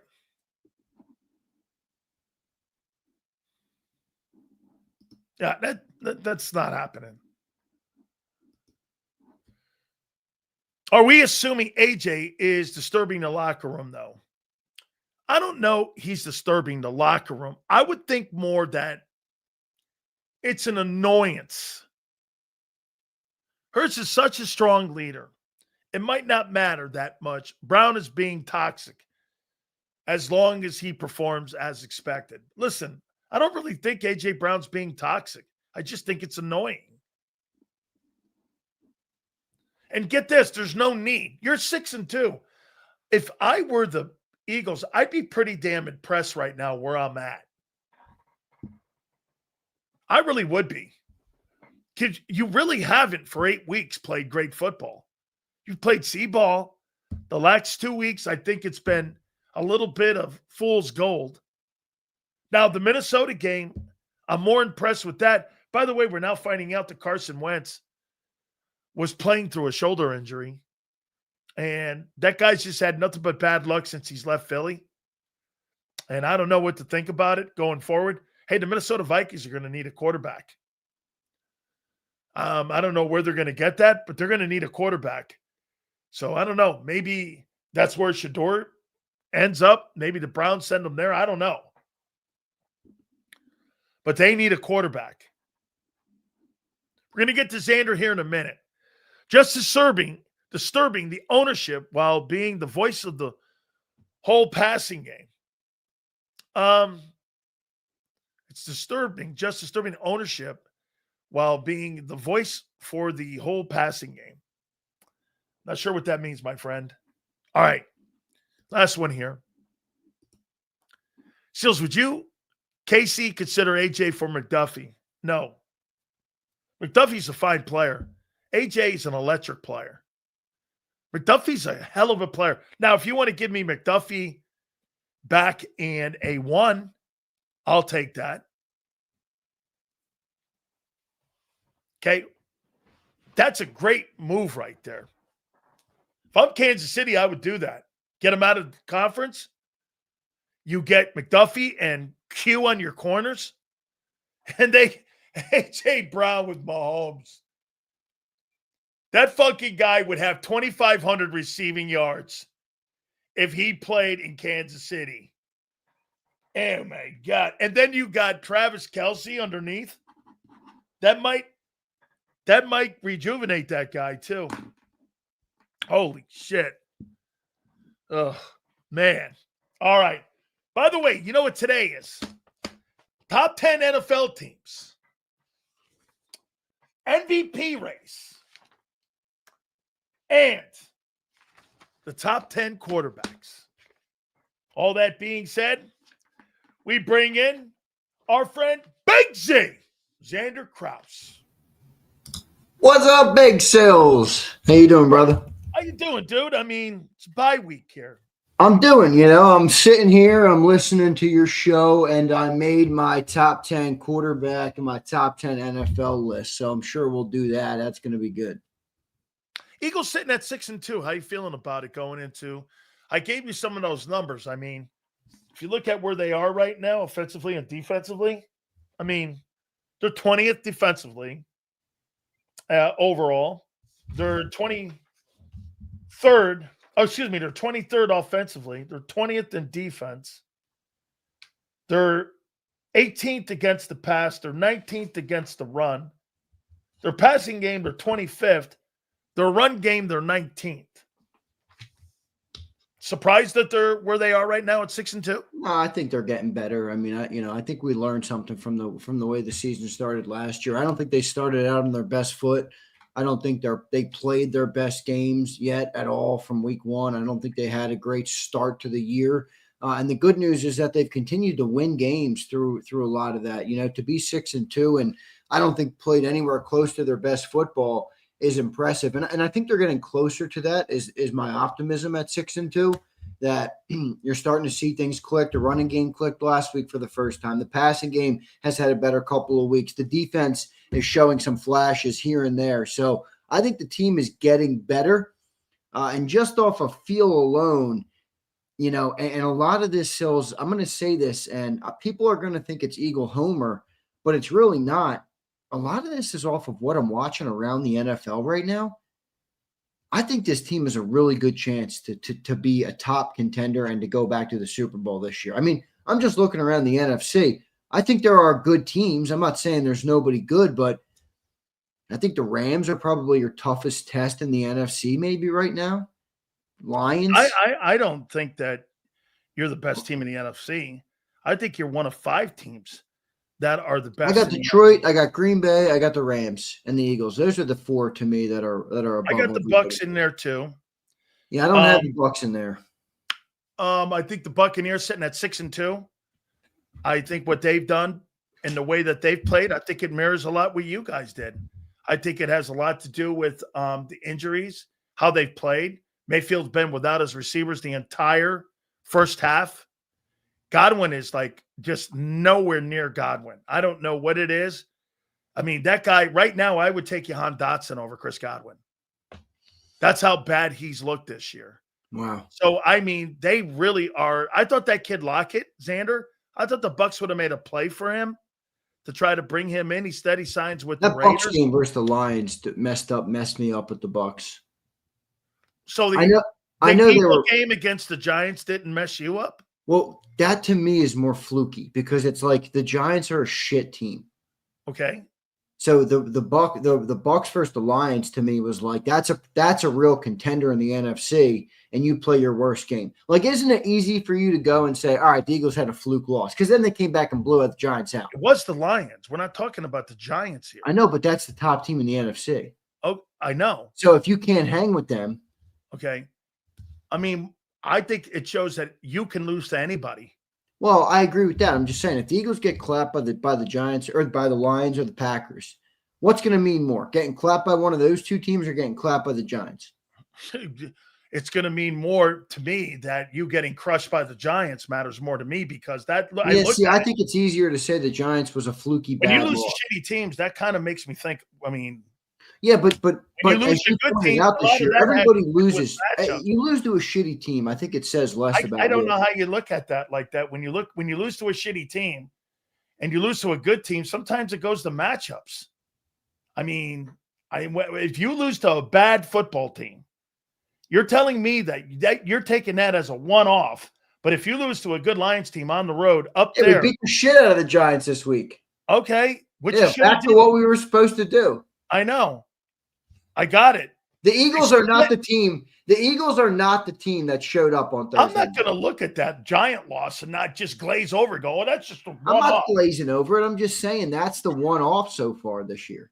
All right. You shit the bed versus a shit team. Well, you really haven't played that hot, according to beat the Rams, we beat the Chiefs, we beat the Bucks, we beat all these good teams. I got it. I'm asking you, okay, well, how well do you think you've played in the first half of the season? Based on, I'll give the last 2 weeks boosted to a B minus for me. It was so the Giant game boosted your enthusiasm. The last one, the one this week. Okay, the Giant game. B minus in the first 8 weeks, Sills.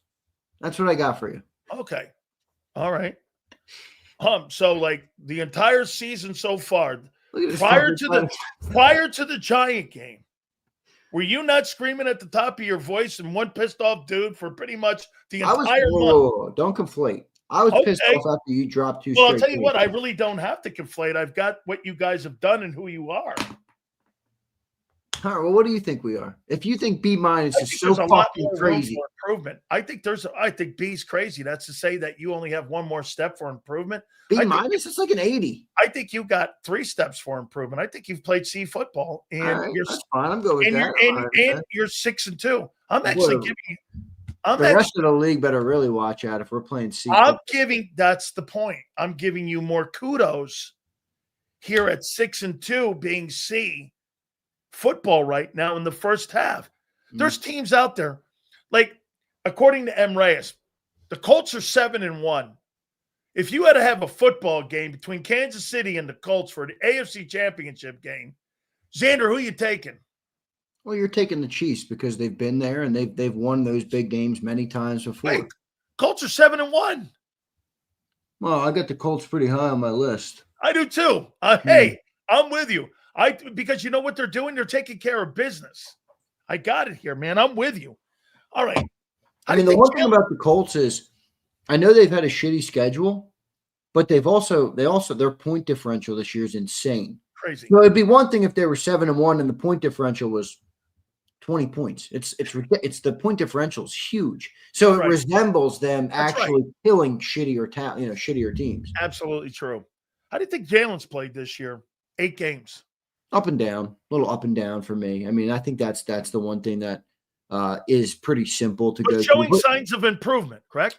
Yeah, I just wish he wouldn't be so inconsistent from a sense of perfect game the last couple of weeks or near perfect, a week ago, a damn good performance this week. I know you got help obviously on the ground.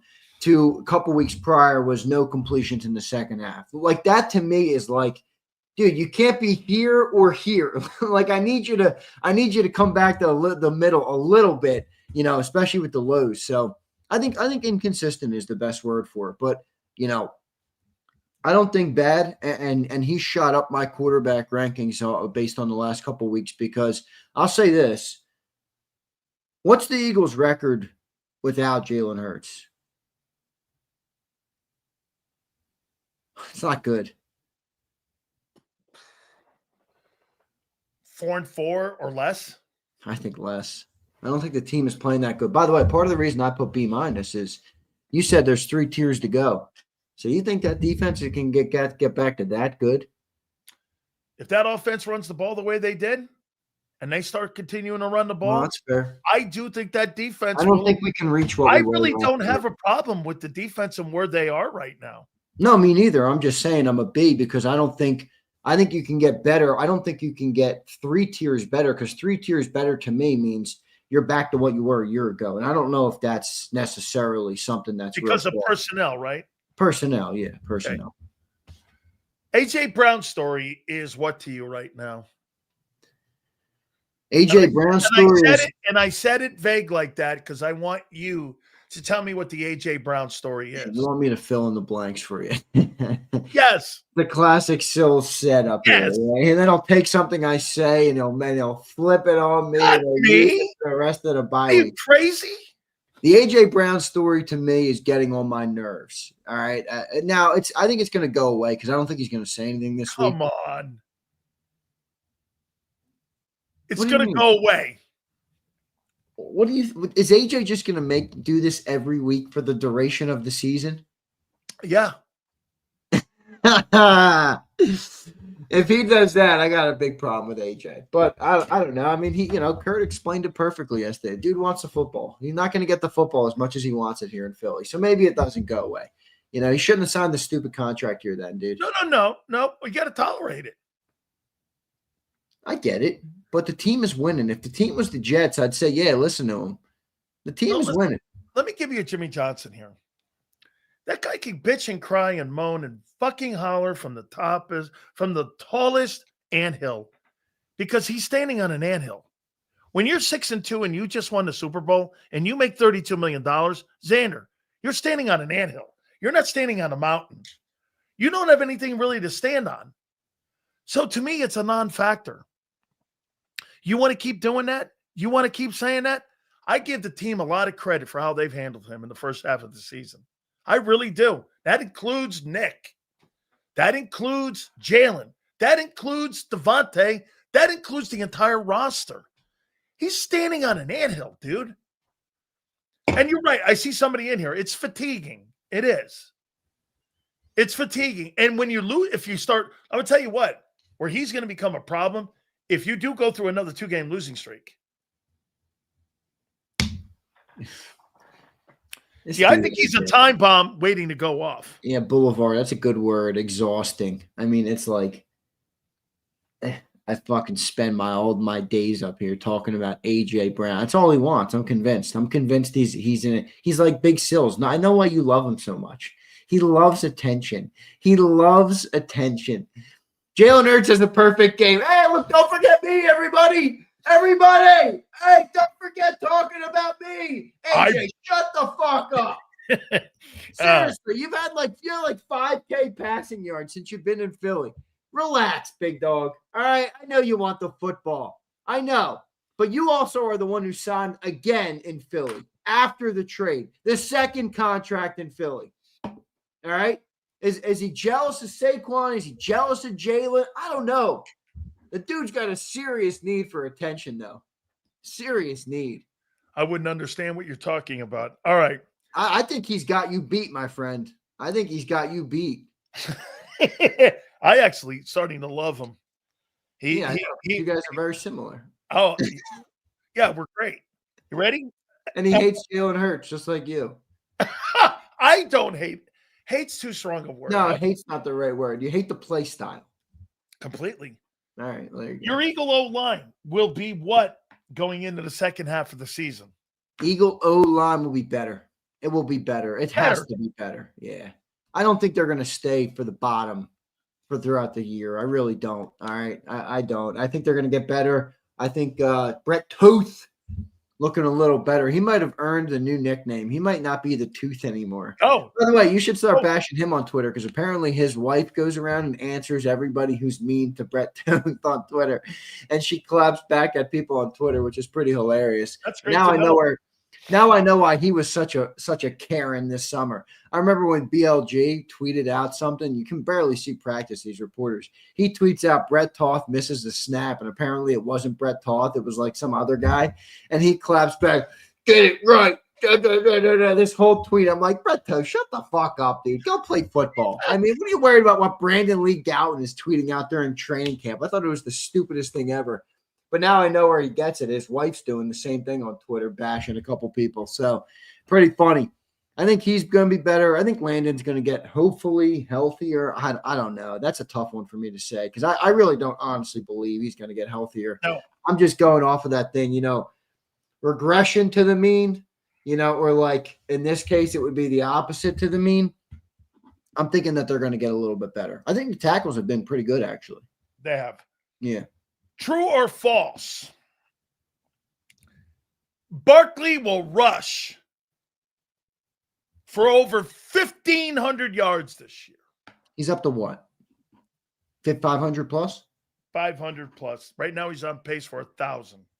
No, he's got to be on pace for more than that. That's it. Oh, no, probably more. Probably 1,200, 1,300. He's got 519 through 8 games. So yeah, you're probably right. He's on pace for about 1,100. Yeah. That feels a little rich.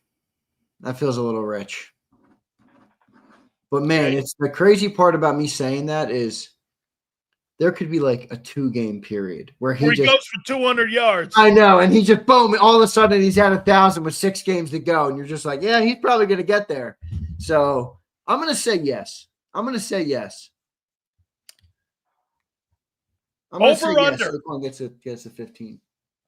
Jalen Hurts goes for 4,000 yards and 30 touchdowns. I got 30 touchdowns. I got just under 4K yards. Okay. I got about 3,700 with about 31 touchdowns. Okay.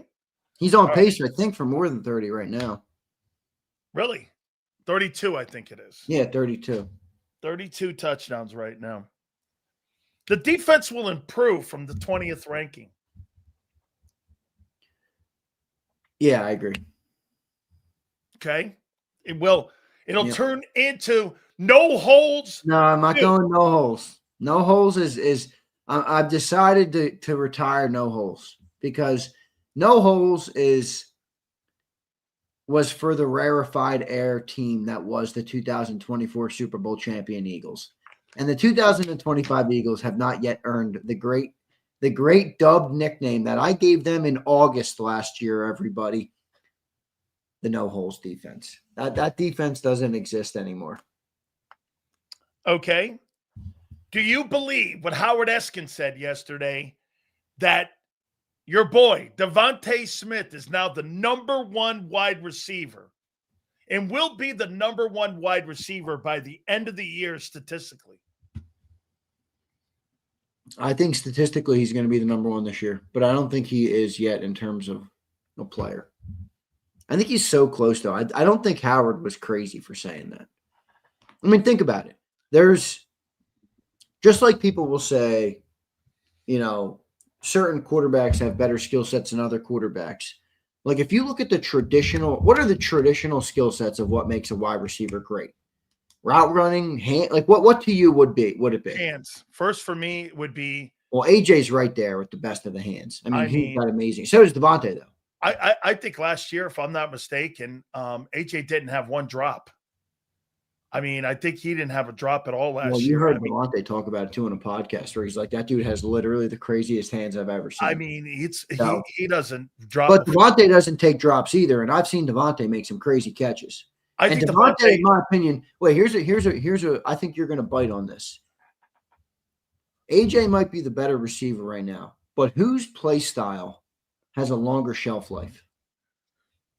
It's going to be Devontae's. Yep. Because he's the route runner. He's the crafty guy who will be able to get open. Look at Here's why. Adam Thielen, Cooper Kupp, guys that get open like that. He plays better in space. He's just better in space. Yeah. He knows. You know why he's better in space? Because of his frame. Not that he's not tough. AJ goes in there like a bull, dude. He plays a lot like T.O. and Michael Irvin. And you got Devontae who knows how to – I'll tell you what, whoever that wide receiver coach is at Alabama, that fucking guy, I would be after him. That guy has been there for a long time. Oh, yeah. You're talking about – no, because now it's Jamarcus Shepard, but before it was – yeah, under Nick. Who was that guy? I'd like to know where he is, man, because that dude developed all the – man, he was just insane. Was it Tim something? I forget his name. I forget who he was. I know a ton of NFL teams were going after him. He was just who the hell was the wide receivers coach? Yeah, look at 2023, because I think that was Saban's final season at Alabama, the coaching staff. Maybe he retired, okay, because he may have been there, because I think he was there the entire time, 2017. Holman Wiggins, that's him. That's him. He may have retired. Look at the list of wide receivers that guy's put in the National Football League, dog. Yeah. You think Dallas Goedert goes over 13 TD catches? What's he at, 7 already? Yep. Man.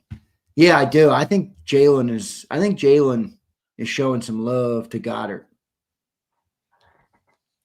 Isn't it wild? He's in a contract year. Well, I think Jalen likes Goddard too, because I did hear that Jalen was one of the guys beaten down that he wanted them to re-sign Goddard. This is the last season for Goddard, right? Maybe, maybe not. Well, why in the fuck would I come back after you made me take a pay cut? Trade A.J. Brown in the offseason. They're going to draft a wide out. They're going to have the money to pay Dallas Goddard. Jalen's going to say, I use that guy. So you make it up. You make it up for him and the signing bonus. I think I could see it. I'm just saying, I could see it. I didn't see it before, but I didn't either. How about this? That guy gives you 75 catches. And last time they let his tight end go too early, look at him. He's still playing Zach Ertz. I know. He got 75 catches and over 700 yards and 15 TDs this year. You're not letting that guy walk out the fucking building. And you're not letting AJ and him walk out the building. No, you know you what I can't mean? do that. Yeah, you can't do that. All right, Big Z, are you ready? I'm fucking ready. I don't think people are going to be very happy with my quarterback list, but that's all right. I don't think people are going to be very happy, period. Then again, welcome to Philadelphia, Big Z. Here we go. All right. By the way, oh, yeah, one question before we do this. What Eagle, in your opinion, needed to buy the most? Landon Dickerson. I said AJ needs to have a come-to-Jesus conversation with himself on what he really wants. If I'm the owner of this football team, I'm requesting a meeting with AJ. Correct. I'm done with this bullshit, bro. I don't want to see any more to it. What, AJ? What's on your mind? All right. Do you hate being here? Are you trolling me? What's going on? And why are you doing this? And let's get to the bottom of it. If I'm the owner and the GM, I'm not sitting around and dealing with this shit for the rest of the year. It's fucking stupid. It really is. It's really stupid. How about when Vic said today that he has minuscule impact with Howie when it comes to input on players? Said that in a meeting today. I kind of knew that. I don't know why some guy in the chat said, Xander confirmed. What did I confirm? No, they're just drafting a lot of defense because they're paying a lot of offense. So they don't even go to him and confer on him on players? Well, I do think, there's some conversation, but they do not let anybody think they have a decision-making ability outside of Howie Roseman and Jeffrey Lurie. You think Nick does? In drafting? No. Yeah. No? Man. Nope. So you have no control over your personnel that you bring onto the team. I don't think Nick has any say in who they draft. I'm sure he talks about each player with them. Like that. Type of player. I'm not saying you're like cut him out of the room. A profile. Profile. Right. I mean, but when it comes to the decision being made, that is not anybody but Howie and a lot of times actually the owner for the top draft picks. Is that right? Billy Napier was a wide receiver coach also at Florida? Was he? I'm not a Billy Napier guy. Me neither. All right. Big Z. Here are my top 10 NFL football teams. You're going football teams first? All right. Yeah. You ready?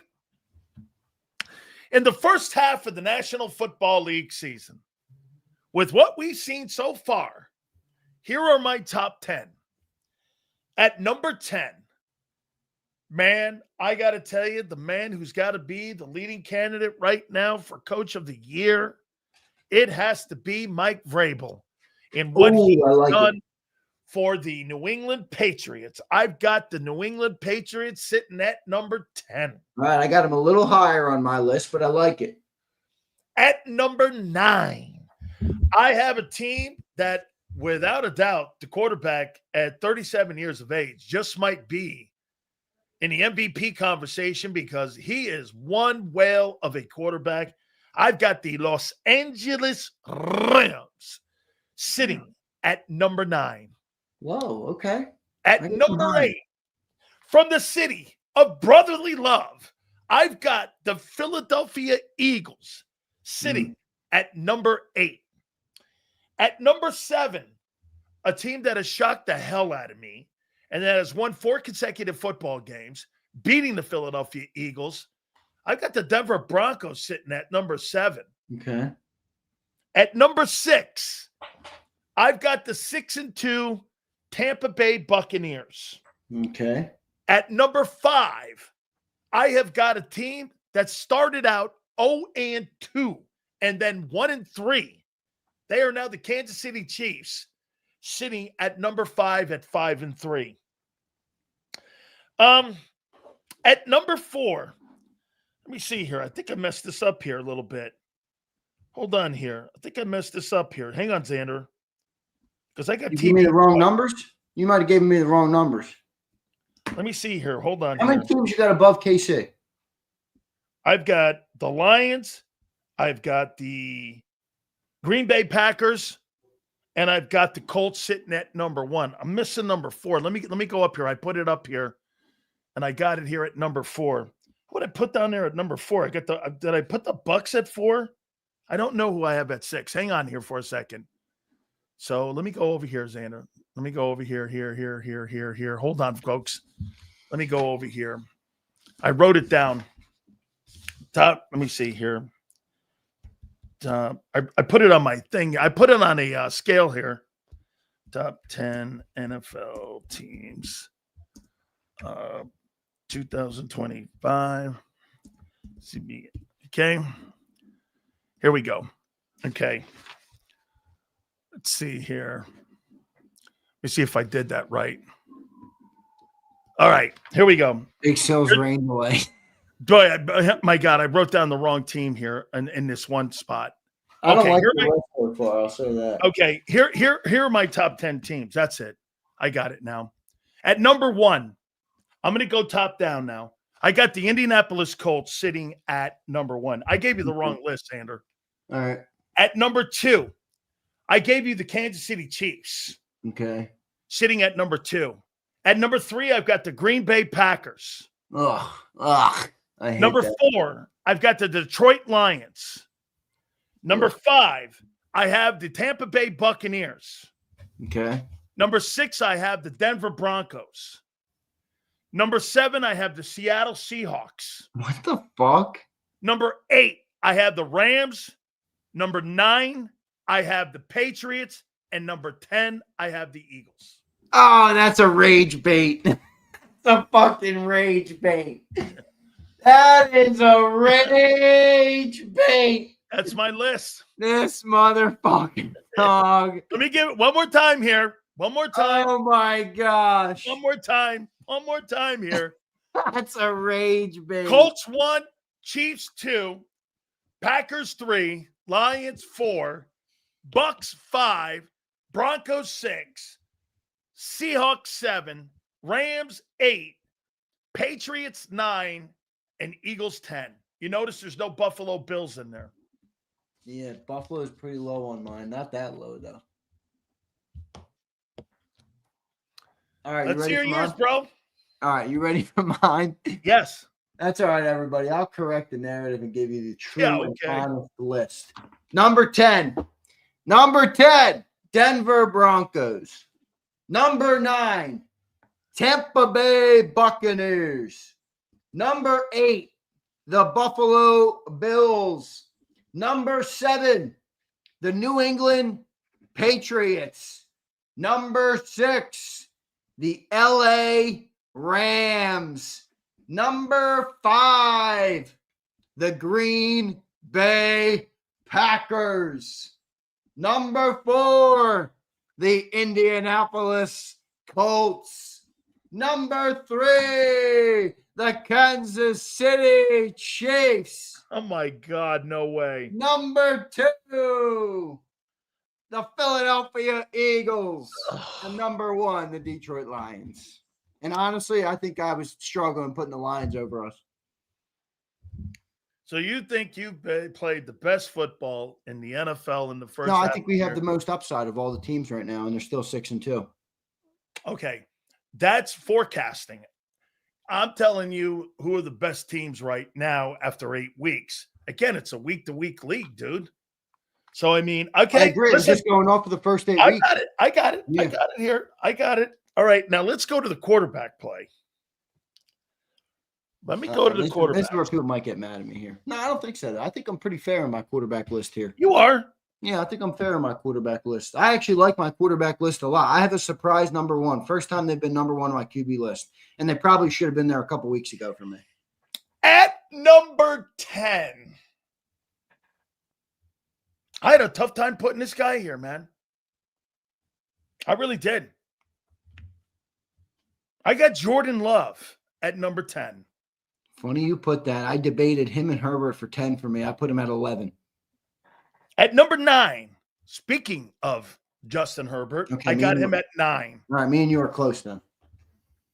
At number 8, the man, the myth, the legend, from Philadelphia, Pennsylvania, Okay. Jalen Hurts at number 8.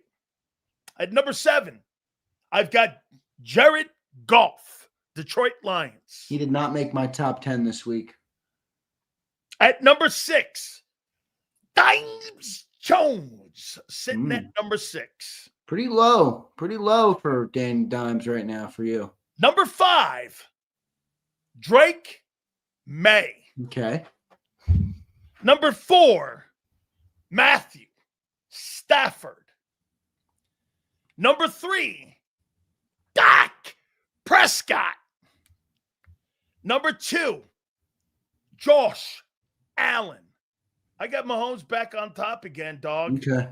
I put Mahomes back up there again, man. I mean, Josh dropped on mine, Sills, just because I'm going off of this year. Just because right, of this. right now, first 8 games. Yeah, Josh dropped on mine. He's not in my top 3 anymore. Okay. Just for this year. I've seen some people have him drop. Yeah, I think he had a bad couple of weeks. I mean, even this week they won, I know, but he didn't have to do too much, which is a good thing for him because he normally always has to do a lot. All right, rattle them off one more time. Okay. I've got Jordan Love at 10. I've got Justin Herbert 9. I've got Jalen Hurts 8. I've got Jared Goff 7. I've got Daniel Jones 6. I've got Drake May 5. I've got Matthew Stafford 4.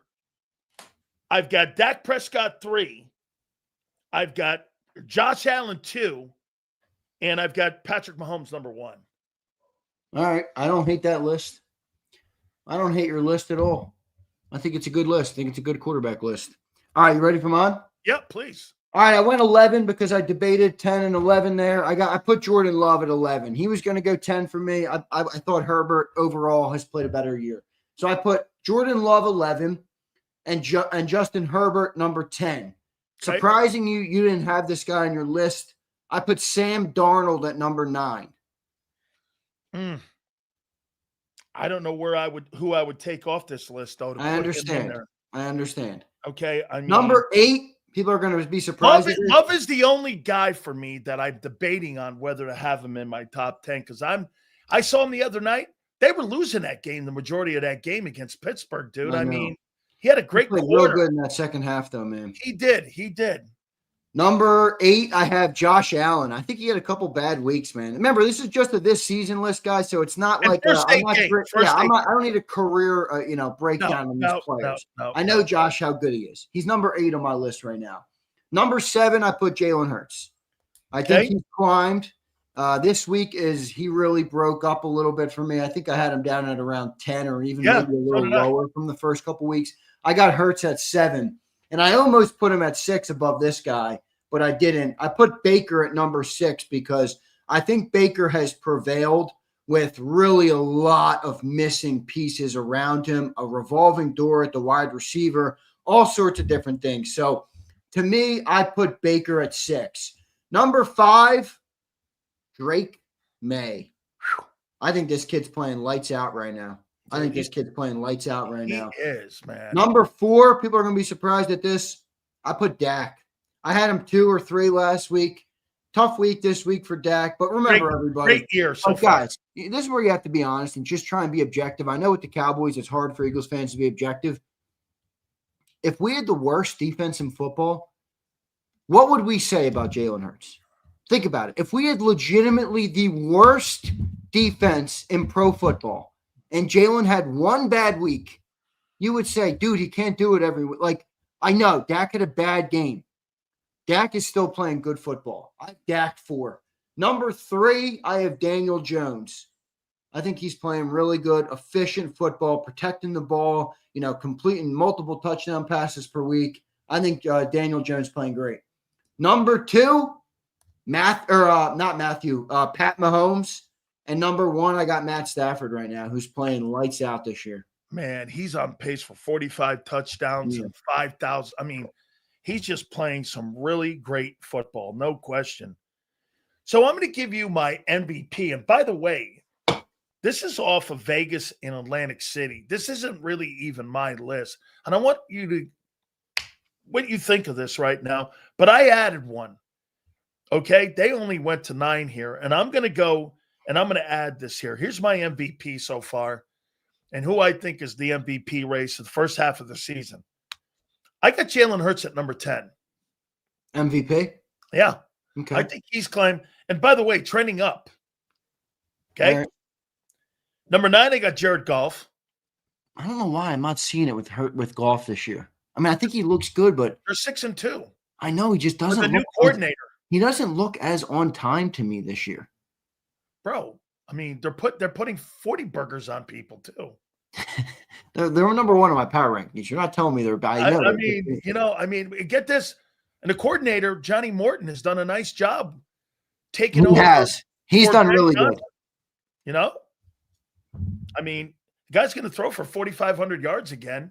They're probably going to win north of 13 ball games again. I mean, I don't know. I think he is just so one. Him and Hurts may be the most underrated quarterbacks in the league. I got Jordan Love at, I got him at number 8. I got Jonathan Taylor, the running back from the Colts, at number 7. Love that one. I think he could be higher. Bro, he's on pace right now for 1,700 yards and for 25 touchdown rushes. I got Daniel Jones at number 6. I got Baker Mayfield at 5. I got Stafford at 4. I got Drake May at 3. I got Allen at 2 and Mahomes 1. All right. MVPs. All right, so rattle them off one more time. I got Hurts 10. Golf 9. Love 8. Jonathan Taylor 7. Daniel Jones 6. Mayfield 5. Stafford 4. Drake May 3. Josh Allen 2. And Mahomes 1. By the way, these are also the odds favorites to win the most valuable player award. So it's not just so much mine. It's Atlantic City and also Vegas are trending that here's your guys right now for the MVP race. Look at Zeal, dickhead. These lists are straight trash. All right, Zeal, let's see you fucking make a list, square. Who do you got for MVP, dude? I didn't make an MVP list, but I think I'm just looking at your Give me list. Your top 3. Give me your top. I'd have JT much higher. I don't know if I'd have him top 3. I don't know if I'd have May top 3. I definitely would have Stafford top 3. I definitely would probably have Mahomes top 3. I probably put. You put May in there, man. That's high. I got May 5th. No, you had May higher than that. You had him 3rd on your MVP. You had May 5th in your quarterback rank. Oh, May. That's right. That's right. I got Mayfield 5th. I got May. Wait, 3rd. So did you say these MVPs are? This is betting odds, or it's your? These are right now the betting odds in Vegas. And I added Hurts for 10. They only went to 9. I added Hurts. So I hate these types of comments. Sean says Detroit was exposed in Kansas City. Well, what were we in New York then? If you're going to use that logic, what were we in New York? They never. Or what was the Buccaneers in Detroit? They never applied. Everybody's gotten exposed, bro. It's the fucking NFL, bro. man. People lose games, Sean. That's what happens. And Sean, you were completely outplayed in that Rams game. It took a miracle field goal for you to win it. I'll probably go May 3. May 3, yeah, I got him. Because I feel like he's lifted an organization that was not in the running at all in the last couple of years. Yeah. I mean, what are they? Are they 6-2 right now? Yes. And first place, by the way, with the tiebreaker, because they beat them on Sunday Night Ball, Buffalo. You know what's weird to me about the Lions? Why do they keep getting so hurt, bro? Is it part of the way they play? I think it's the part. No, I think it's the way they practice. You think so? I think that guy drives their ass, and they have those physical practices. And I think they drive those guys like beyond what, I mean, the Eagles are banged up. Okay. And by the way, you would agree that the NFC North is better than the NFC East and South. NFC North is better than the East and South? Yeah, definitely. The North is still the best division in the NFC. That's right. Yeah. I mean, you're going to have three West teams. is good too, though. I mean, you got the Rams, West is the good against Niners, Seattle, the right? Seahawks. Yep. So this is another fight. Let me just call out some Eagles fans because I love all you guys, but I do love calling you out. Bitter, he says, Colts aren't what they are without JT. Keese was up here saying, how do you put Daniel Jones on the list? Well, Keese, He's we had 7-1. We had the number one running back in football last year. When Sills told you your quarterback didn't matter, you had a fucking hissy fit about it. They never used keep the same energy. Yeah, they never used the same metric. It's like if it's okay for us to say that, but when someone else says the same dynamic, okay. Hey, I like your list, dude. I'm going to ask you some questions about Vic. My lists were once again gold. Okay. How come your boy Vic didn't give a lot of love to Keely Ringo? Because he's fucking Keely Ringo. Why does he deserve love? Well, I heard a lot of glazing people telling me, like, Pump, telling me how great he played against the New York Football Giants. They barely threw at him. He didn't play that good. He played fine. He goes like this. You could cover little Jordan Humphreys. Wait, no. Did you hear what he said? He goes, yeah, well, I think, he played better. And then he goes, yeah, we got to see what Bennett looks like when he comes back. I was like, wait a minute. He fucking moved right off that. Where are you, Pump? Come on, man. I don't know where Pump is. He's not even here to defend himself, and you're bashing him. No shit. About time. Him and that Keely glazing. Yeah. So we found out a little bit about Jahad Campbell, why he didn't play as much. Oh, what did Vic say? I didn't hear Vic today. He said he was choppy because he was learning a new position, and that affected his reps. Yeah, well, it's because he got benched at linebacker. Why is he learning a new position? Because he was benched at backer. Because they wanted to get N'Kobe on the field. That's why. Well, remember, they do have a need at linebacker right now, but they got a need at edge. That's for sure. He said Jackson Dart gave us a lot of problems. Not as much as it did the first time, but he gave us some problems. Oh, maybe if he had some receivers that could catch the ball, he would have had a better game. Remember that one drop by Theo Johnson? That was one of the best thrown balls. I mean, that was a beautiful pass. Guy, fucking stiff tight end, lets it go right through his hands. Dude, you got to help your young quarterback. You know what? I was a little shocked when he said this. Have you entertained putting Cooper out at the corner position? He says we have. Yeah. He goes, but we think, and he said this about him. I think he's one of the best nickels in the National Football League. So, bro, who's the MVP of your defense in the first half of the season? Top three, ready? Bond, Cooper, then Jalen Carter. But Carter's missed 2 games. I mean, how can I put you at the top when you've missed 2 out of 8 games? That's 25% of the games, for crying out loud. I got Cooper, Bond, and Q. I like that. Those would be my top 3. I'm good with that. You love yourself some Cooper DeJean. I think he's going to make first team All-Pro. I said that. That was one of your bold predictions. Yes, it was. I think. Well, what did he say about Reed? Because I need an explanation for that. Oh, he goes that bag of bricks. That guy fucking stinks this year. Wait a minute. He goes, how do you think? No, John McMullen asked it. Did he? I missed the interview. I got to go watch it. John was the only one, and you could tell John. He pulled a big Sills. He phrased it. He goes, Hey, Vic, but so far in the first half of the season, here's John McMullen. He goes, give me your assessment on how you think Reed Blankenship has played. And Vic goes, he's been fine. Oh, yeah. That dude's been playing like dog shit. Reed Blankenship is not only playing himself off the $15 million, he's playing himself off of the freaking $6 million. That dude is not going to get signed. I'm telling you. He's not going to get signed. Who's your top three in offense? No, he's not. He's played himself off the team. Oh, that gave me the Nakobe one.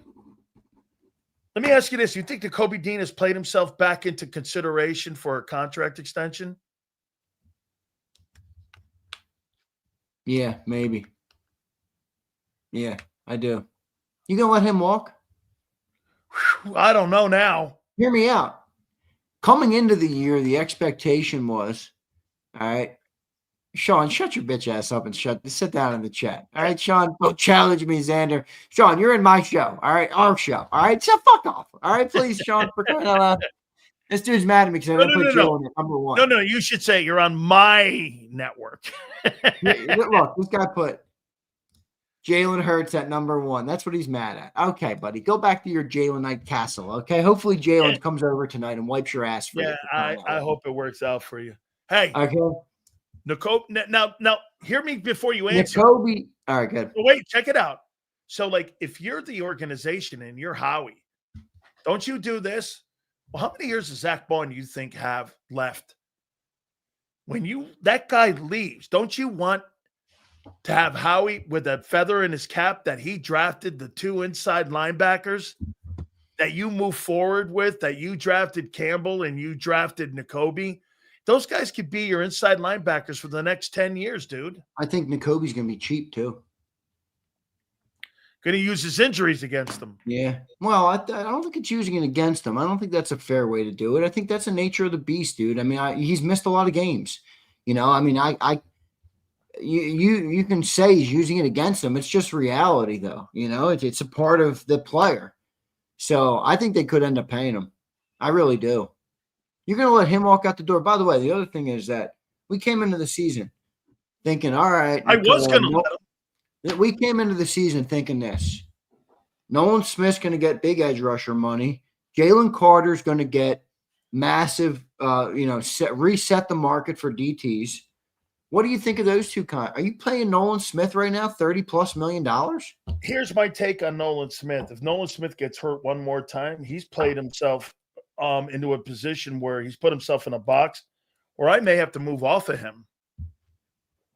That's what I'm saying. And draft somebody at the upcoming April draft. How much easier is you pay Nakobe Dean $8 million when you got, you're not paying Nolan?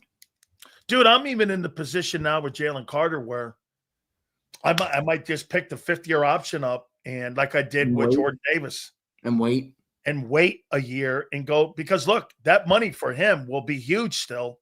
He'll be in the 20-something million, $25 million range. And you know what? They did that now. They did that for Aiden because Aiden Hutchinson got injured, though. Okay, but they picked up the 5th year, and now they're going to start negotiating.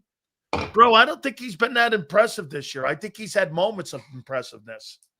Like, I don't think he's been as consistent as a year ago where we saw every week he was just getting better. Yeah, well, the problem with waiting is if he does end up playing, or gets to the form that you're talking about, that's not typically the way the Eagles like to do business. They like to get the deals done early with players they know they're going to keep around. Okay, then shortchange him. Here's 32. Oh, boy. Drew Rosenhaus ain't going for that.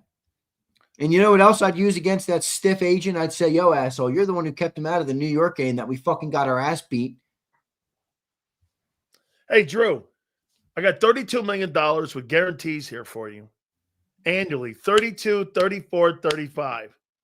That makes him in the top 3 defensive tackles in the NFL. That's not egregious, dude. No, that's good. But I agree with Chips. Drew's not taking 32. Well, you better hope your boy comes back then in better shape next year. And you better hope he plays well because guess what that number could be? It could be lower. I'll tell you what. People aren't going to like this. Jalen Carter is a great football player. If I was the owner of this team, I need him to show me. He's very immature. Yeah, I need him to show me a lot more before I roll out that bag of dough. In fact, I might double franchise tag him if I had to. 5th-year option, franchise tag. What the fuck you going to do? Prove to me that you're worth it. Because right now you started the season spitting on Dak. Your agent's telling you to stay out because you got a little, I don't even know what. I mean, come on, Jalen Carter. He's not played Pro Bowl football this year. And when you're getting that type of money, that's about more than just play. I'm not just paying you for your play at that type of money. It's not what it is. You're a leader. You're a come on, man. I You mean, you think got to he's be better. played Pro Bowl football on the field?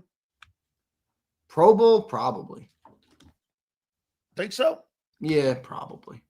I don't know. I'd have to look around the league and see what other DTs are playing. Well, Vita Vea is annihilating people. Is he? Annihilating. Vita Vea. Bro, he's annihilating people. I mean, it's the best I've ever seen him play. Yeah. Okay. So, yeah, the immaturity. So, do you think they're going to keep Jahad Campbell at edge the remainder part of the year coming out of the break to get Dean on the field? Or do you think that Campbell has lost his starting job? Campbell lost his starting job for now. I mean, think about it. People are talking about an edge rusher trade. They already can't get him on the field, and Brandon Graham didn't come back yet. Jahad Campbell didn't play that many snaps last week. Nolan Smith's coming back too. And Nolan Smith's coming back, and Brandon Graham. And they might trade for somebody. So now you're talking about he's either going to be a linebacker or he's not going to be on the field.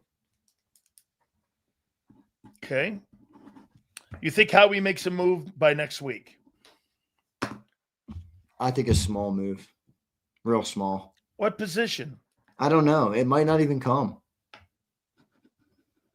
So you think he believes what he has right now?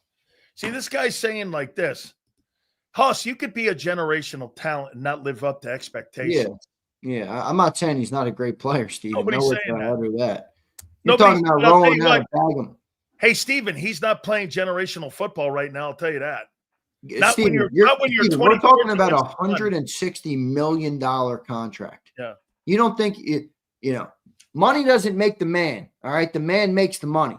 So if you think you're going to roll out 160 M's to Jalen Carter and all of a sudden he's just going to turn into a mature player, that's not the case.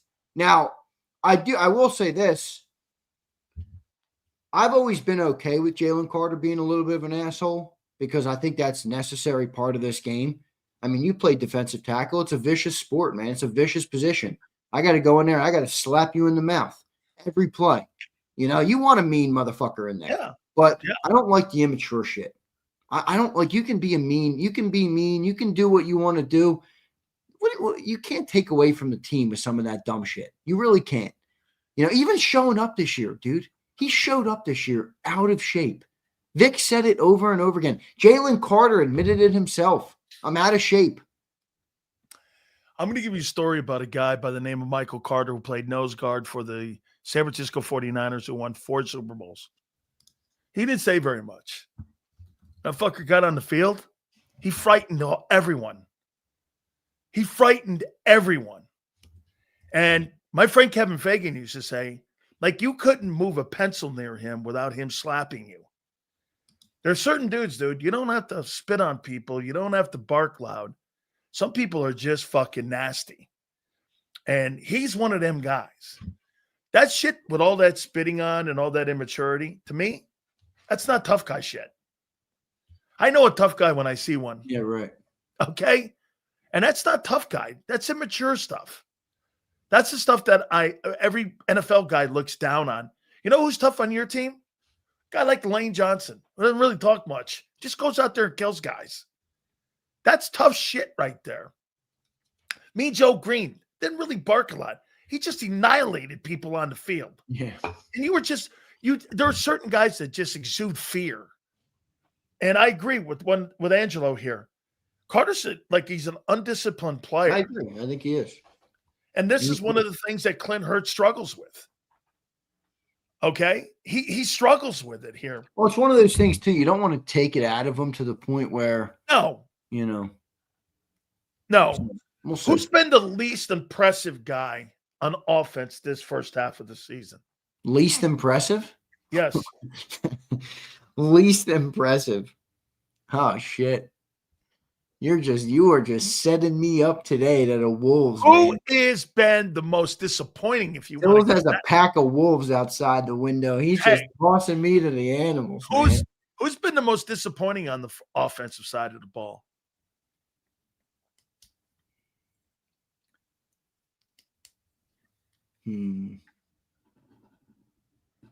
Is it AJ Owens? Is it Saquon Barkley?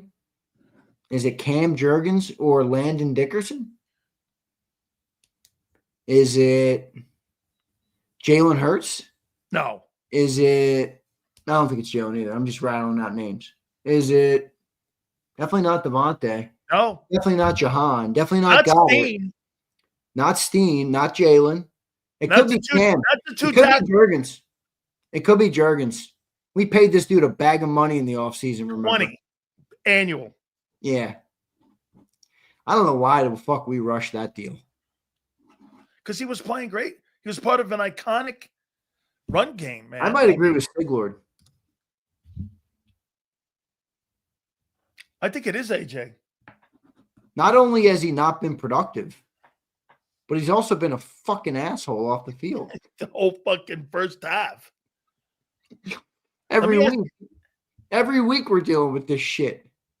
Okay. By the way, it's also it's one thing to it's disrespectful to his quarterback. Oh, it's disrespectful. I mean, he brings more controversy and chatter to his quarterback and his team.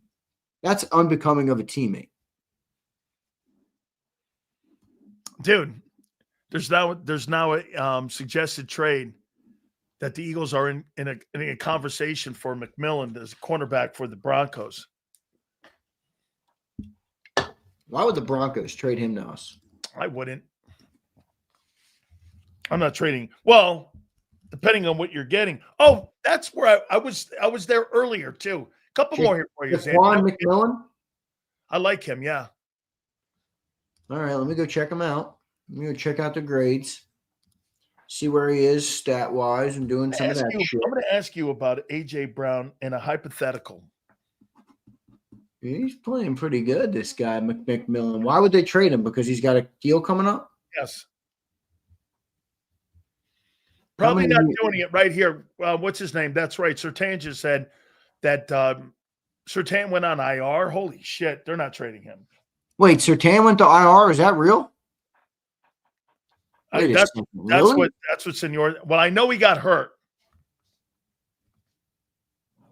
Ooh. Yeah, that hurts them big time. Pec strain.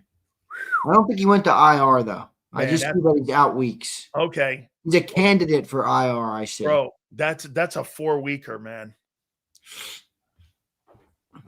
So shit. So he did go to IR. He did? Expected to miss 4 to 6 weeks. Yeah, that's going to be IR. Yep, that's going to be IR. You know, Xander, there used to be a rule when you went on injured reserve. Yeah, I don't see that he went yet, but I see that he's a candidate for IR is what I say. I might be wrong, but. Okay, hey, A.J. Brown, a 1 and a 3. You trade him to, what was that trade earlier you guys brought up? That you trade them to Kansas City for McDuffie and a 3. Get him out of the division.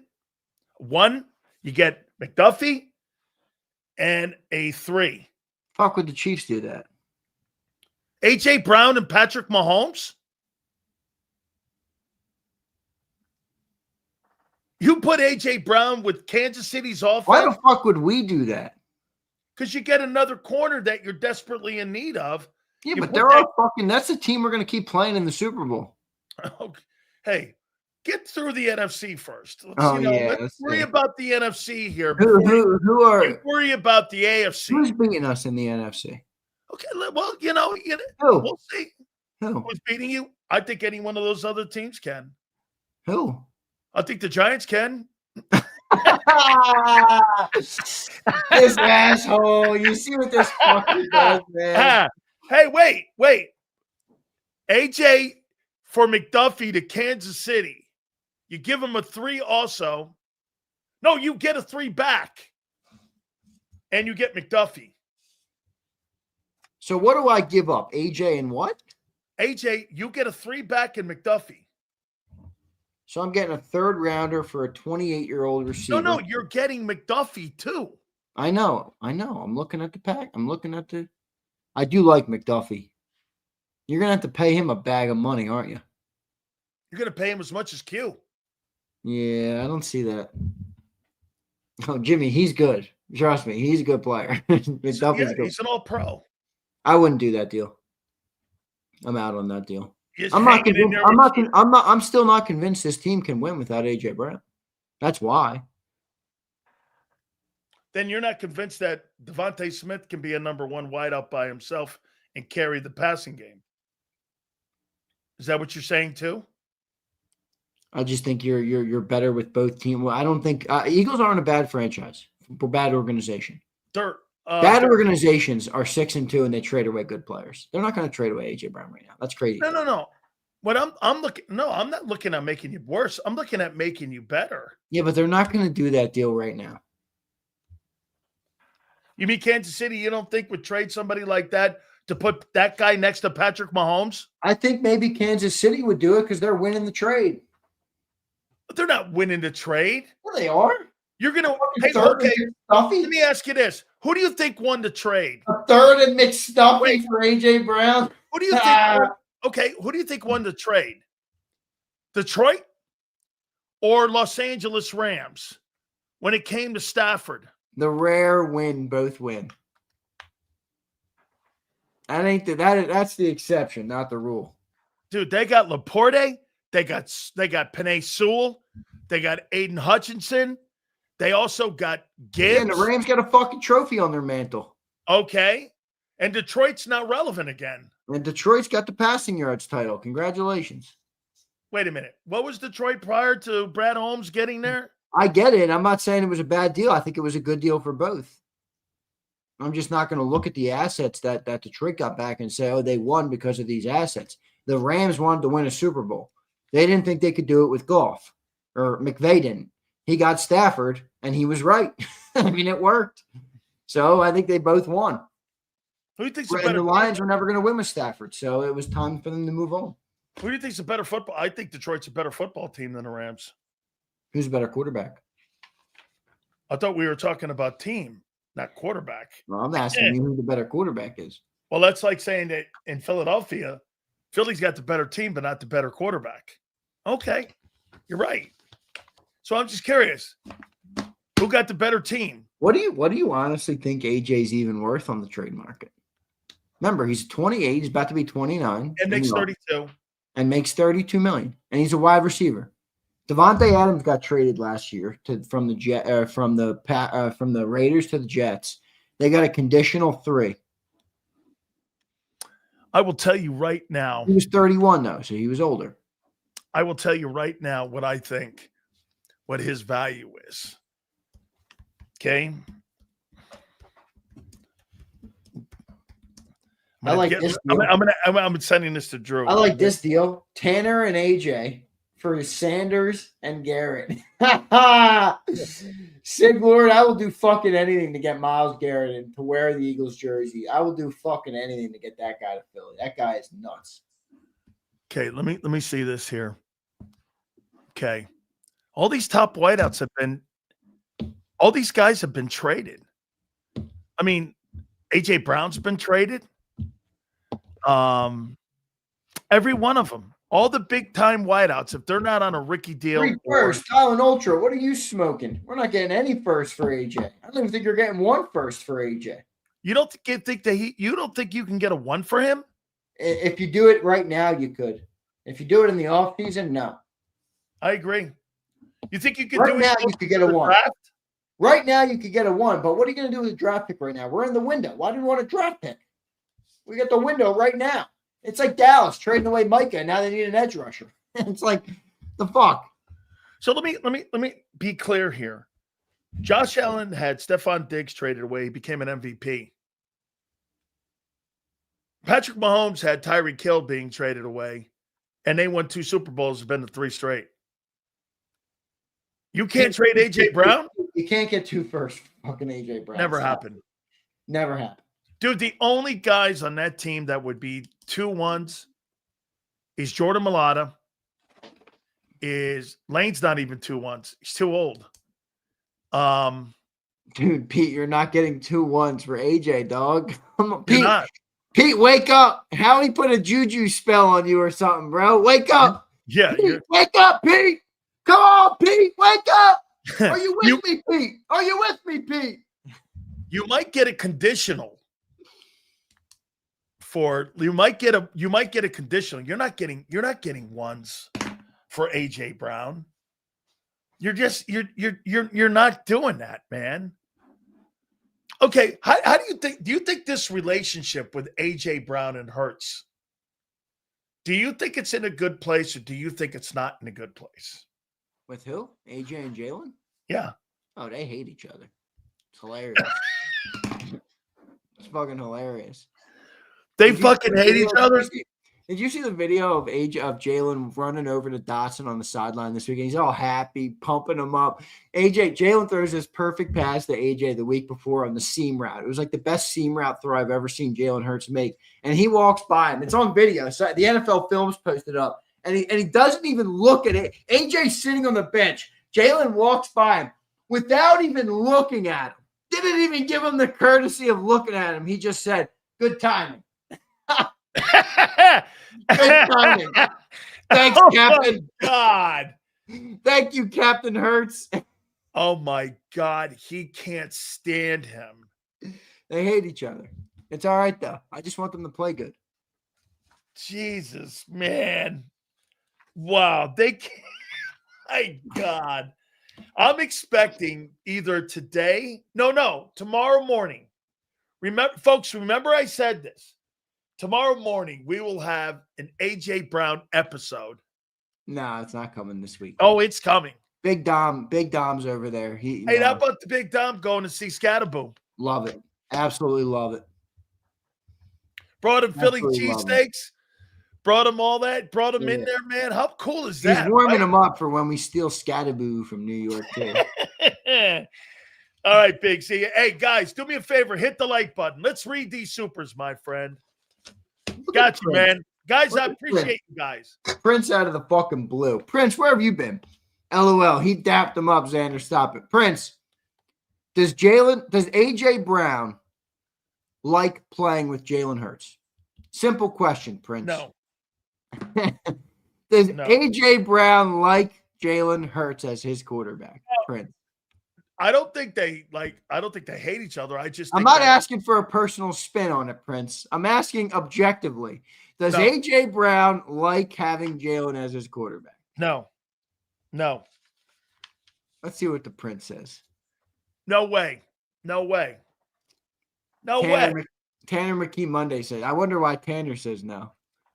Pete says, fuck no. All right, Pete, you woke up from the Howie spell that he put on you. All right. No way. Boulevard says, obviously not. All right.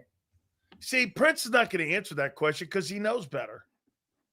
He's just not going to answer it because he knows that that's not the case. Come on, bro. Pete, see, this is interesting. I don't know if this is true. It's a terrible place because AJ and Jalen got the same girl. See, I haven't heard anything about this. See, supposedly that's where the drama started. Also, Jalen might have a kid out there that's not his fiance's. LOL. Probably. Who knows, dude? He's a fucking NFL quarterback. I mean, would that surprise you, really? Wouldn't surprise me. Here's my boy, Steven Mosteller. Bro, that stuff with the chicks. Yeah, I don't fucking know. Come on, man. I will say, you know this as a man, though. There are a few things that get you to act up as a man with somebody that was your boy.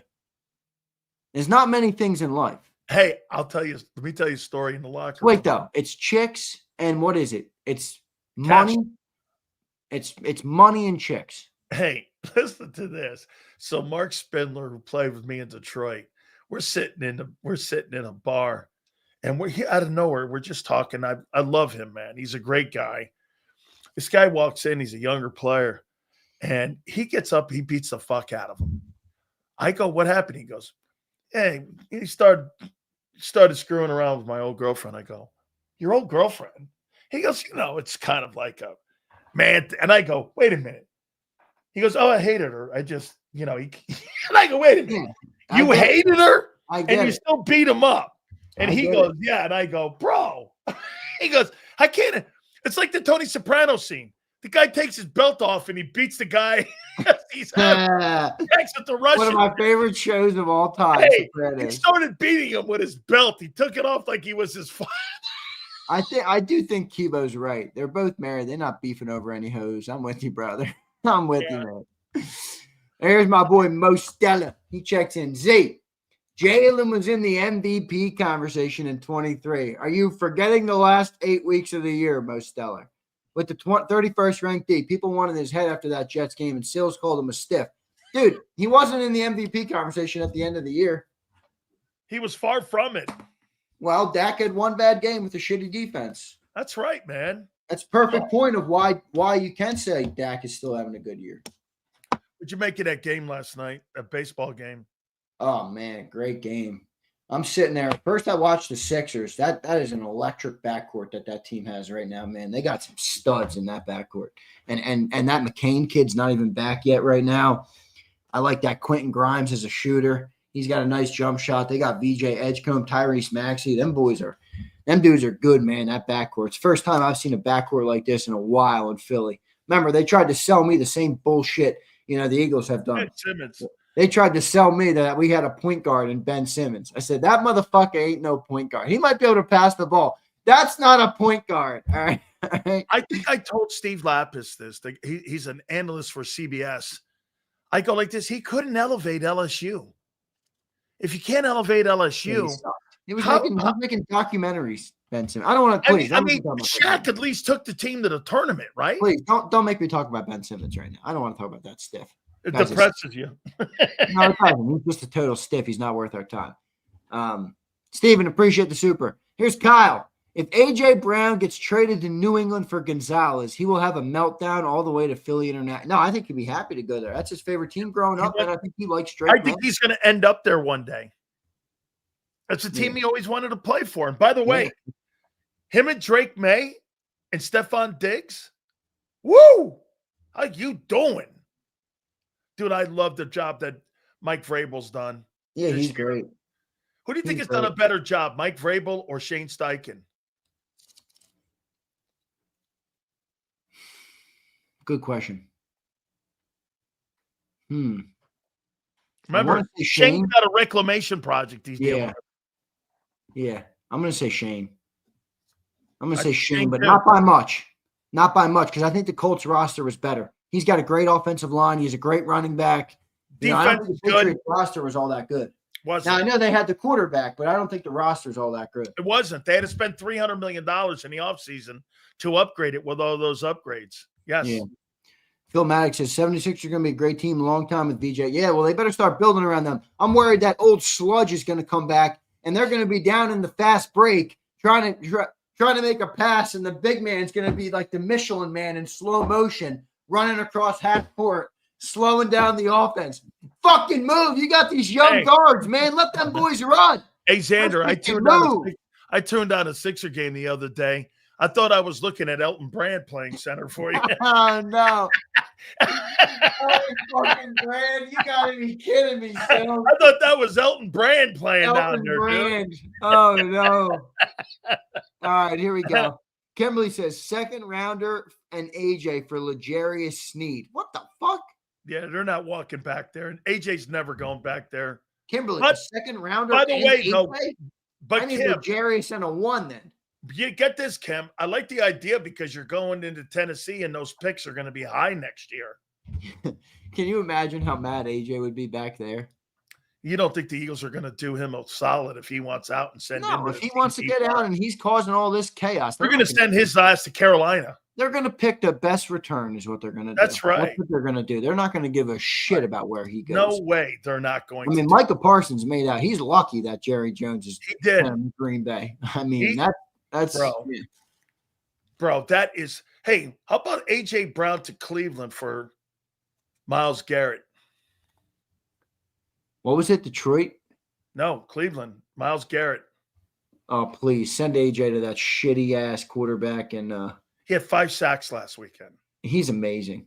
I would love him in Eagle Green.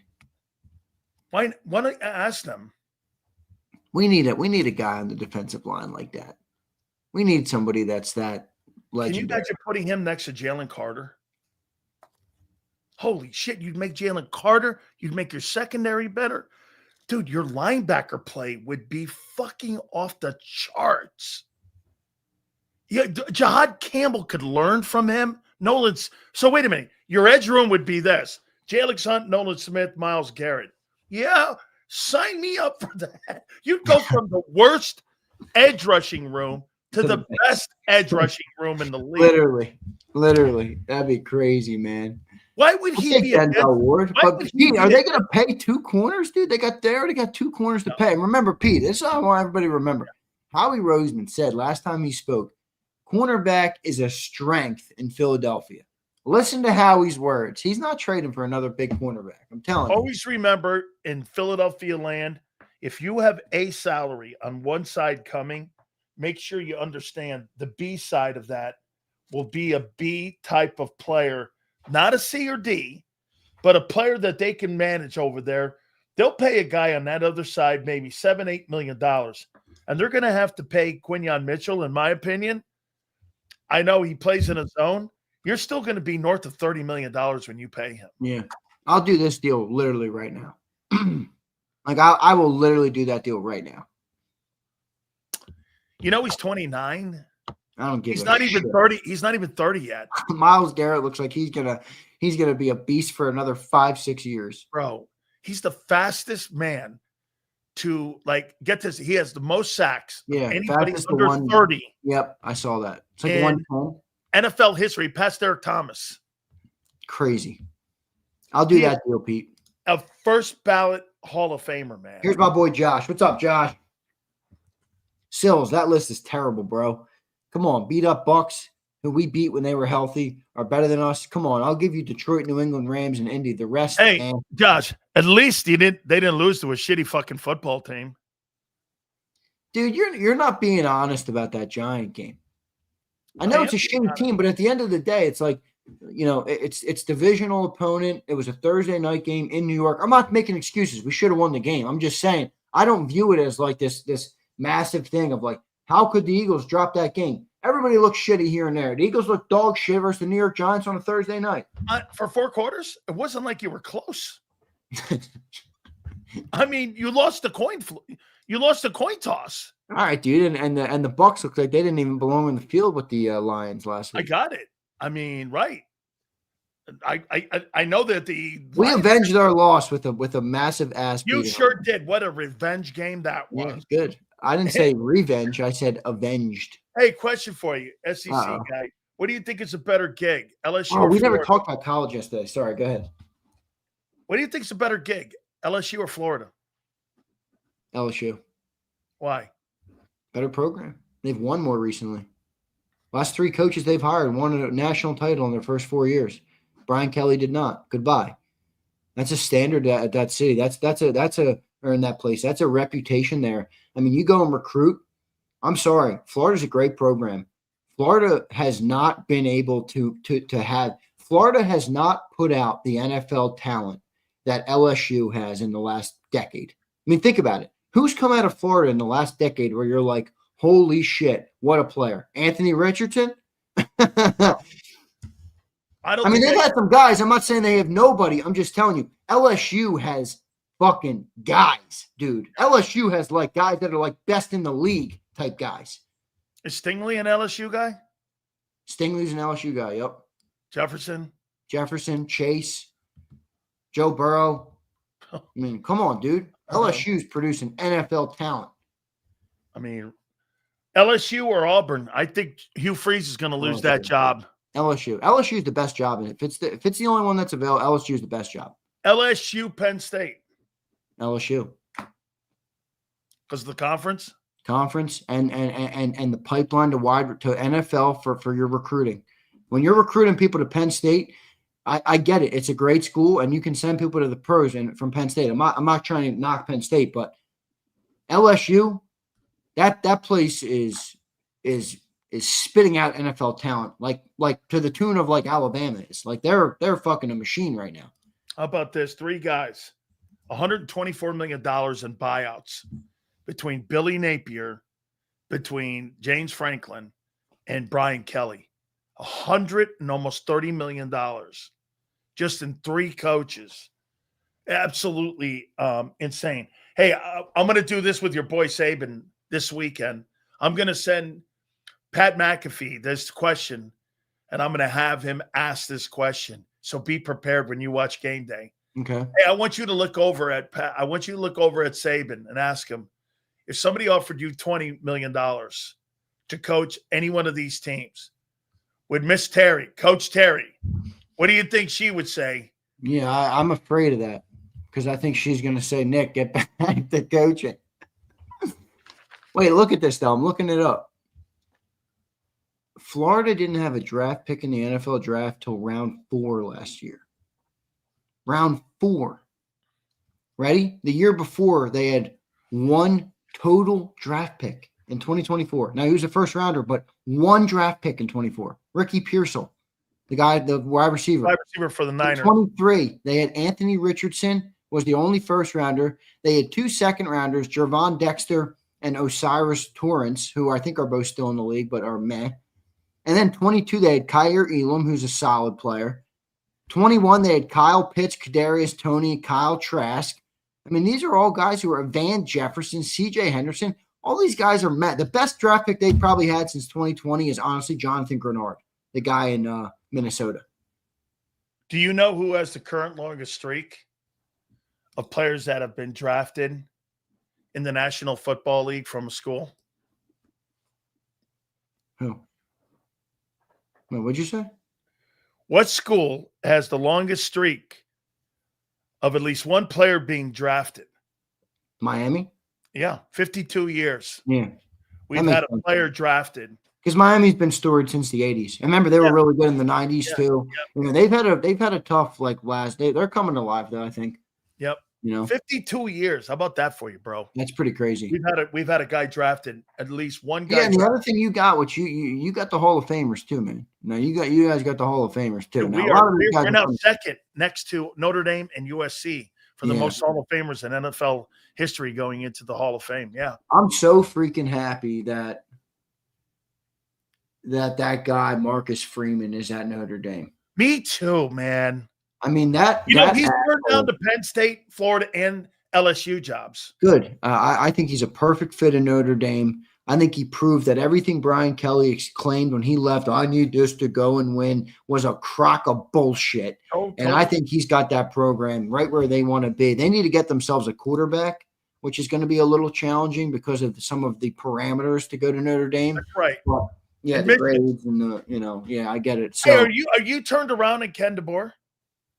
Well, I think he's proved. I mean, I think look, at the end of the day, I was skeptical because how can you not be when you come off of Nick Saban?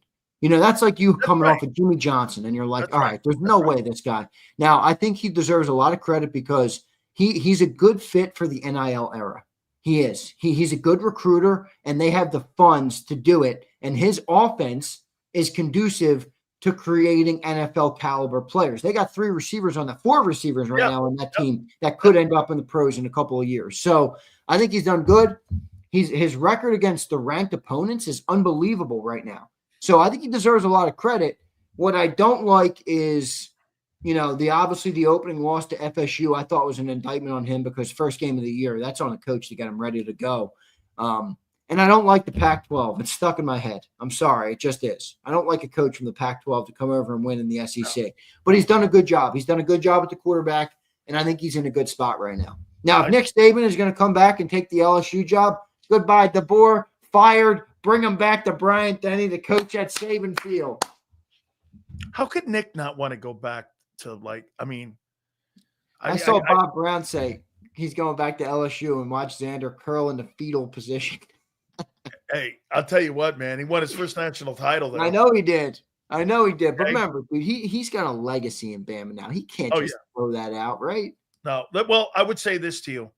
Somebody asked me the question the other day on the Tampa show. Do you think Nick Saban has more of a legacy at Bama than Bear Bryant? And I'm like, that's a fucking tough one, dude. But man, Bryant was so different eras, dude. It's so hard. Bryant built the SEC. I know. He built the Southeastern Conference, what it is right now. And he was the first coach to want to get black players to want to play in the Southeastern Conference. Remember something, Xander, in the 60s. Yeah, They dude. they all had to go to the 100%. Pac-12 and Big Ten because they didn't want to recruit and they didn't want to play and they didn't want the kids in the school because of segregation. And it was him who was instrumental in saying to the admissions, listen, this has got to change or we're going to be left in the dust. And so that's when he brought USC down, and USC kicked the shit out of Bama down at Legion Field. Yeah. This is the #1 story I'm watching right now for coaches. Does Lane Kiffin stay? I talked to Lane the other day. Did you? And yeah, I'm friends with him. Well, get him on. I love him. You want some college guys on it? I mean, yeah. I love college. I think we should do a college show. I had the commissioner of the SEC on today. I think we should do a college show. All right, listen. Sills is like, all right, show me the fucking money. Hey, listen. Who says that? Hey, Tim Pernetti I had on too from the American Conference, the commissioner. Let me ask you something real quick. Who in your opinion is the greatest college football coach of all time? Nick Saban. It is to you. You know why? The knowledge of defense, the assistant. I loved what what really made me change my opinion on him, because I used to think guys like John McKay and some of the older coaches, but what made him great was when Sarkisian got caught being drunk at USC, he didn't give a fuck. He brought him in. He rehabilitated him. When Lane remember something with Lane, he had been fired from Tennessee. He had been fired from Southern Cal. He had been fired from the Raiders. He was nowhere, dude. And he brought all these guys back. Look at Bill O'Brien. He got blown out. And he brought so many great assistant coaches. That 2015 staff, Xander, that he had with Dan Lanning. Look at the tree right now. Lane Kiffin, Kirby Mario Smart, Cristobal was on that staff. All those guys. I mean, his recruiting, I think what ran him out of the sport was he didn't want to be a salesman. Yeah, I think you're right. I don't think he wanted to go and walk into a kid's room and sit there and go like this. The second question be, Coach, how much you paying me? I think Nick liked developing young men into young boys into being men is what I think. That's right. Mike Loxley was there, the head coach of Maryland. You're right. I wasn't sure if you would say somebody like a Bear Bryant or a Bobby Bowden. I think Joe Paterno is viable as an option because of the wins, but what did he coach? 46 seasons or something? 46, 7 years, yeah. I think he's got 2 natties in 46 years. I mean, I know he's got more wins than Nick, but Nick only coached for 25 years, I think. Yeah, you know what? Saban's the greatest college football coach. Who do you think has made more impact in football, Bill Belichick or Nick Saban? I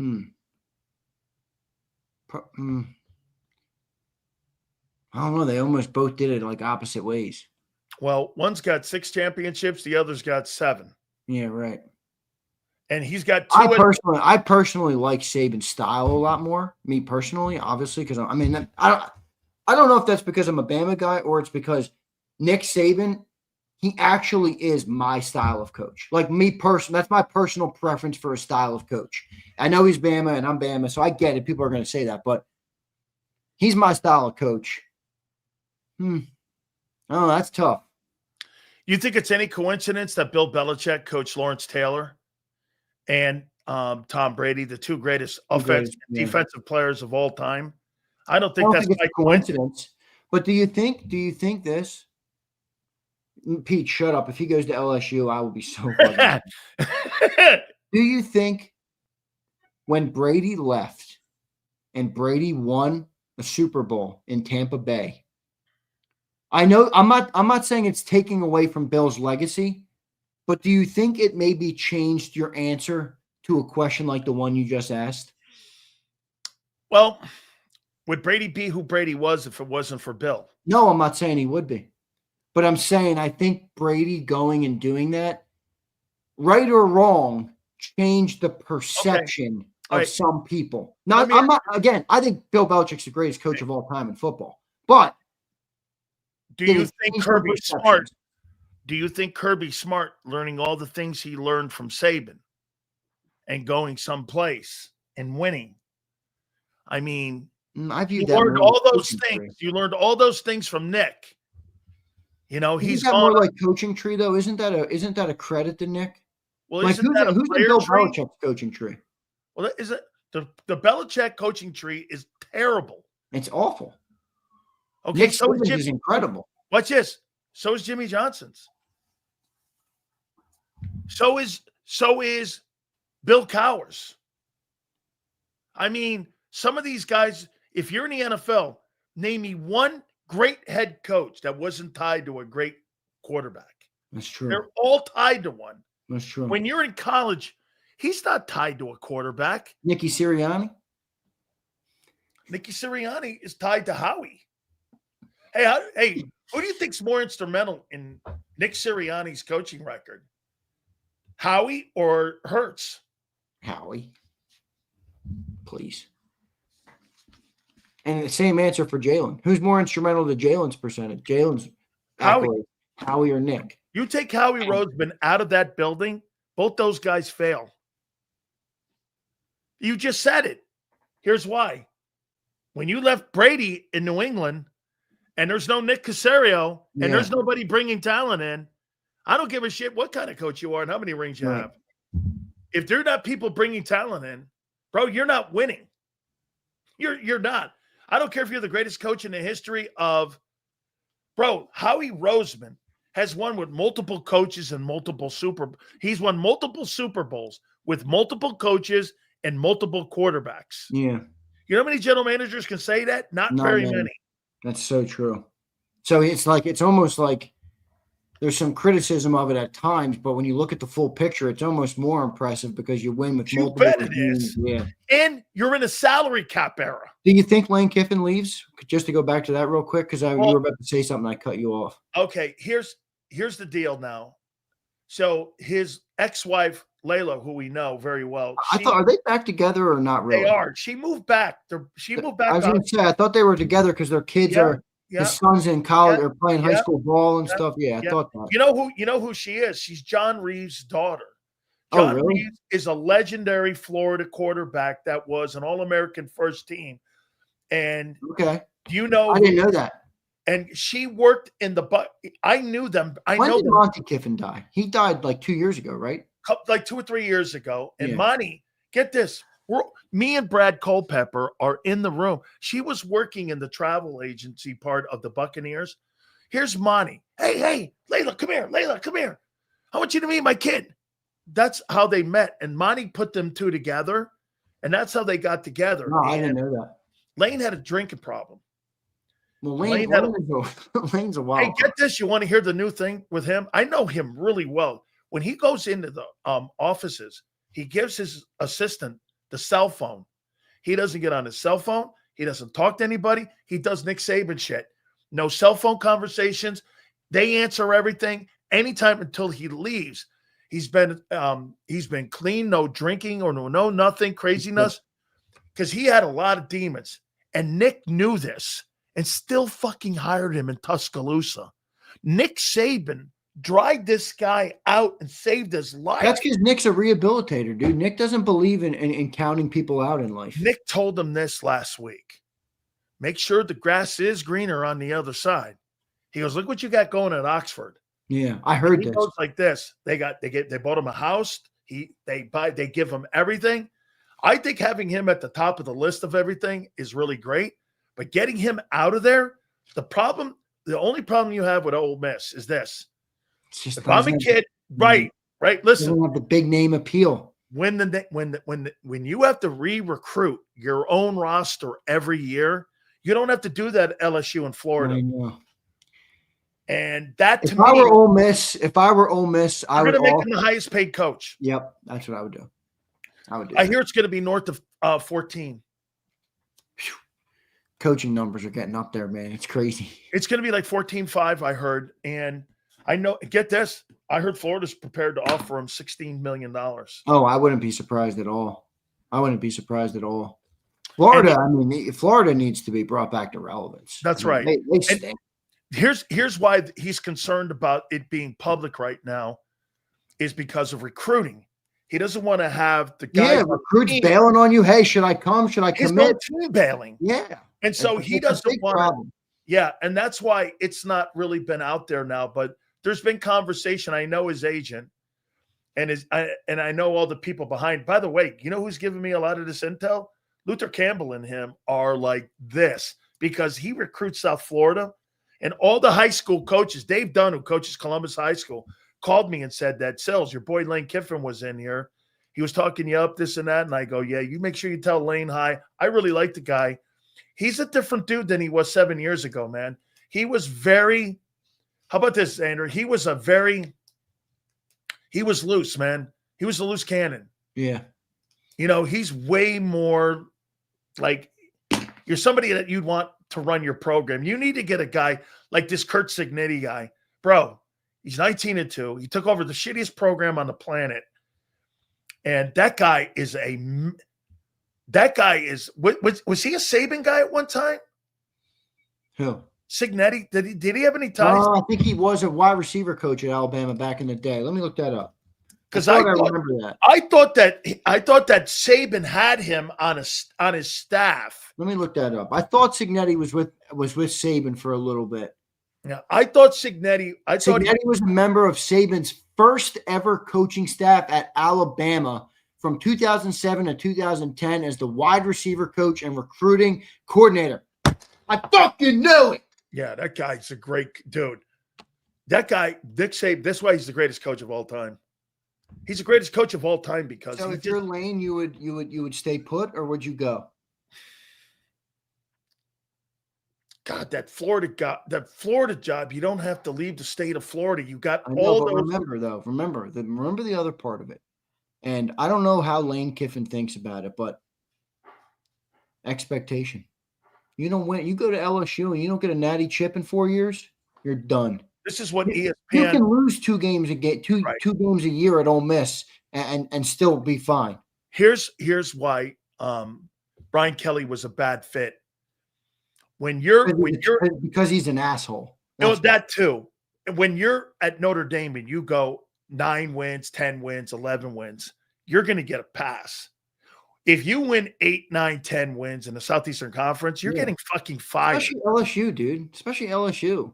Think about that. You're getting fired. If you win 9, 10 games, dude, remember Gus Malzahn at Auburn? Auburn, yep. That guy won 10 games a year and he got fired. Yes, he did. Where is he now? He is the offensive coordinator at Florida State. At Florida State. I knew he was still in the so would I leave? Man. He's got such a great thing going on, but you know, and his whole family's there. His kids are there. His kids are at LSU job. I'm very partial. Yeah, honestly, I don't think the Florida job's all that attractive. I know it is because it's Florida and it's a big program, but I don't like Scott Strickland or AD. I think I don't like the AD at LSU either. No, Woolard. Yeah, he stinks too. I know. That guy made that decision. Yeah. I mean, who's going to be the Penn State coach, you think?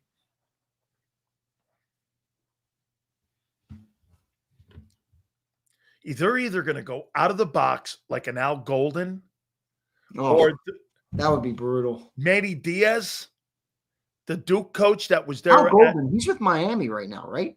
Al Golden is the defensive coordinator of the Bengals. I knew he went to the end. He replaced. He left Notre Dame. That's right. He left Notre Dame. He replaced the dude. What's that guy's name? Fucking the guy. The Italian guy. What's his name?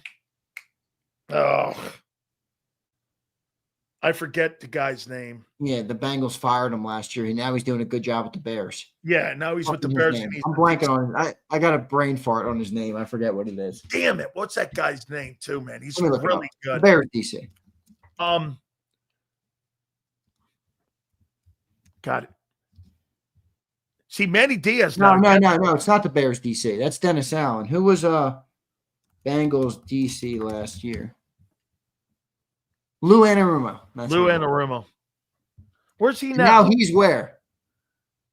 Yeah, where is he now? He's somewhere. He got a job. I know. He's somewhere. Colts. That's where he is. He's the DC of the Colts. That's where I was mixing up those teams. Bengals. Now listen, Manny Diaz also was the former head coach of the University of Miami. He's the head coach of Duke.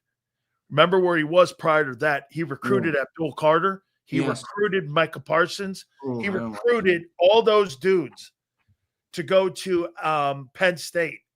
Those defenses were top ranked every single year he was there. They might go out of the box, but I think it's that guy, Matt Rule. Where do you think, me too, where do you think James Franklin ends up?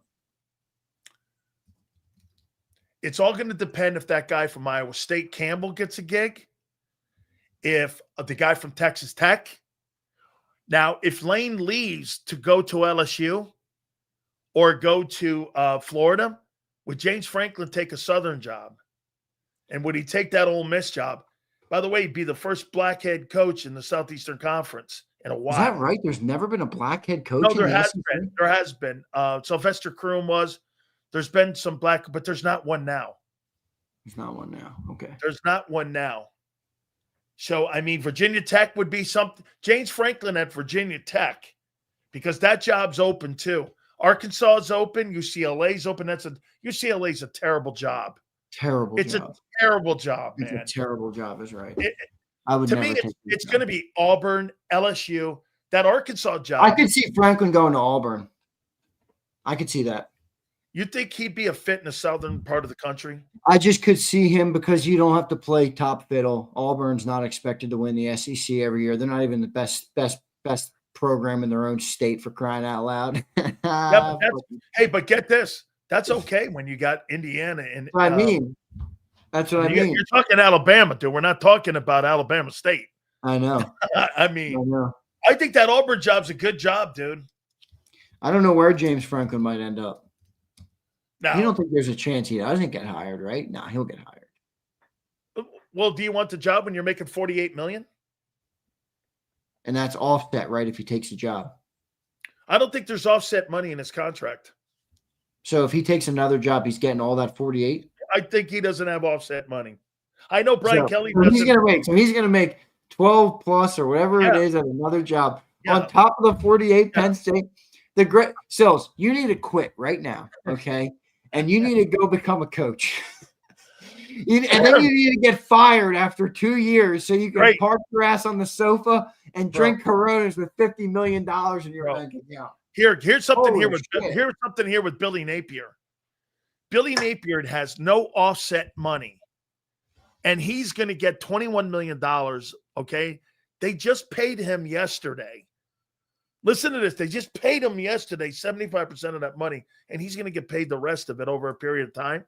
He's being considered for the USF job. If this Alex Golish leaves, and Alex Golish goes to, say, Iowa State or goes to that's not a bad spot to start. I know people don't like doing that, and everybody wants the big name, but look at $9 million. Look at where Lane Kiffin started. He was with FAU a couple years ago before Ole Miss. I know the AD that hired him. Yeah, I mean you got to be a little, I think they paid him he made $5 million there. The point is that, hey, dude, okay, so you're not going to make 13, 14 million at Florida. You're going to make $9 million. I'm all right with that in Florida. No state income tax. Right. Expectations are 7 wins. I mean, shit, dude. Right? That's easy street right there, dude. Stanford is a good job. And just so you know, Dennis Shaw, who was the coach there, he made $11 million going 6 wins a year. I could see James Franklin going and that's where I see James Franklin. Do you think Brian Kelly gets a job? Yes, because he's a tremendous bullshit artist. Man, is he a good bullshit artist? I do not like that guy. But he'll bullshit some AD in to get him a job. He will. I could see Vatek for Franklin.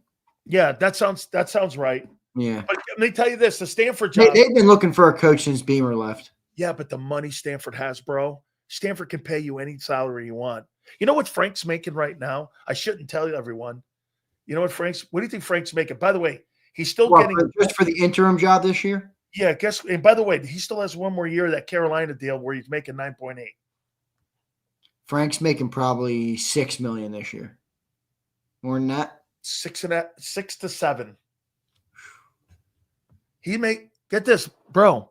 He's making $17 million this year. That's amazing. I'm happy I fucking love Frank Reich. Oh, by the way, I think by the end of the year, Frank Reich's going to be on your coaching staff. You think so?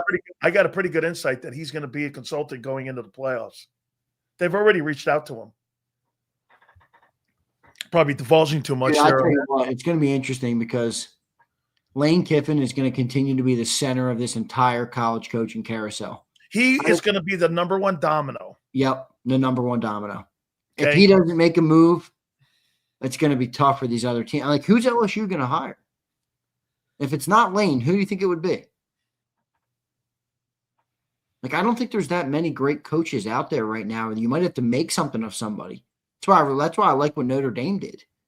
Elevated the guy that had the ear of the locker room, turned him into a perennial coach. I'd ask Dan Lanning. Oh, he knows SEC. You a Lanning guy? You like Lanning? I do, because he's worked in the SEC. Yeah, he's recruited. Not my exact style, but I think he's done a really good job. Yeah, and pretty much so. Outside of Willie Taggart, all those coaches that have come out of Oregon have done a really pretty good job at building up the program. So Dan Lanning would be so. See, LSU could go after NFL coaches. Hey, I've heard this even being said that John Harbaugh might get fired at the end of the year because he's been there 18 years. Yeah, for the Ravens, they're going to come back. They're going to make the playoffs, I think. At 2-5. No, I thought they won another game this week, didn't they? They're 2-5.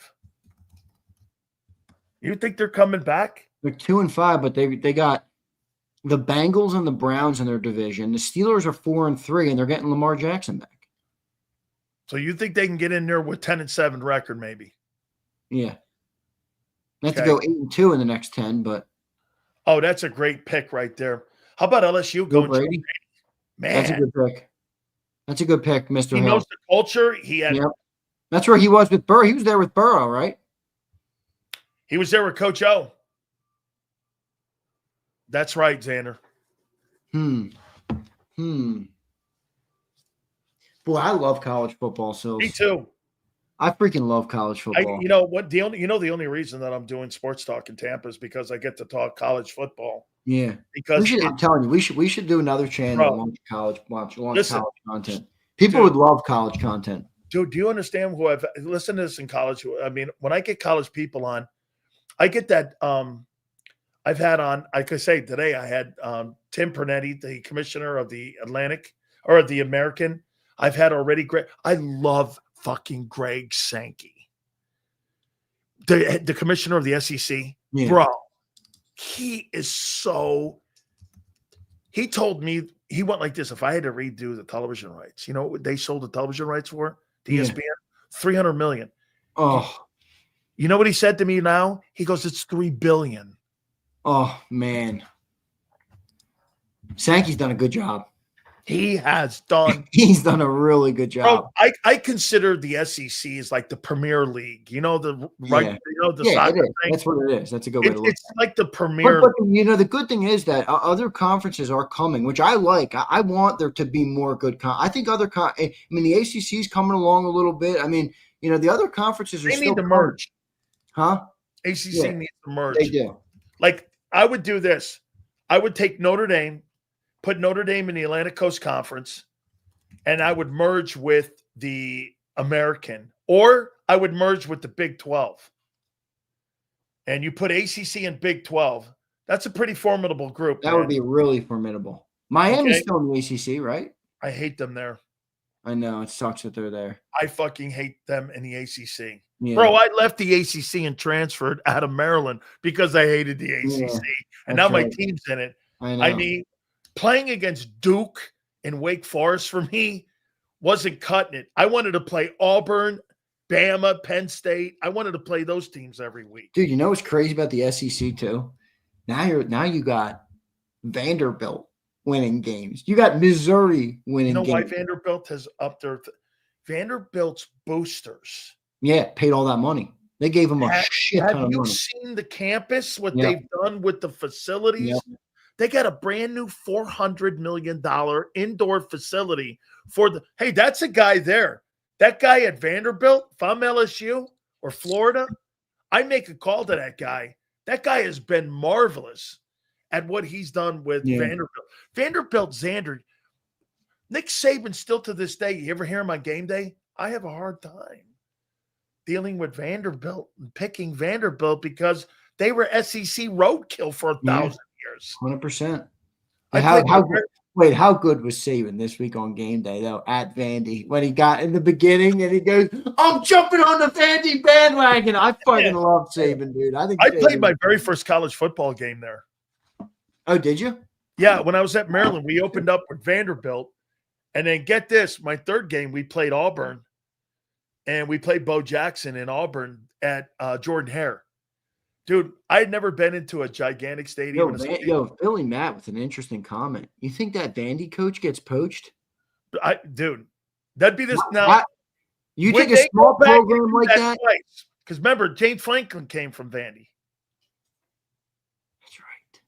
Would you do that twice? I don't think it matters, man. Such different eras, and that dude lifted that program up. Okay, no, Philly Matt. That's the right thinking, though. Yes. When there's not a lot of certified coaches around, you have to look for people that elevated up a lesser team, and then they'll get their opportunity a little bit at a bigger school. How about this? How about that Nussmeier kid down at New Orleans with I think he's okay. I'm not that impressed when I watch him. No. I'm talking about the dad. Oh, as a coach candidate? Where is he? The OC right now with New Orleans? He's the OC with the Saints. Oh, good. He's the OC at one of the worst offenses in football. Bro, it's I know. It's the fucking Saints. I got you. His kid doesn't impress me. No.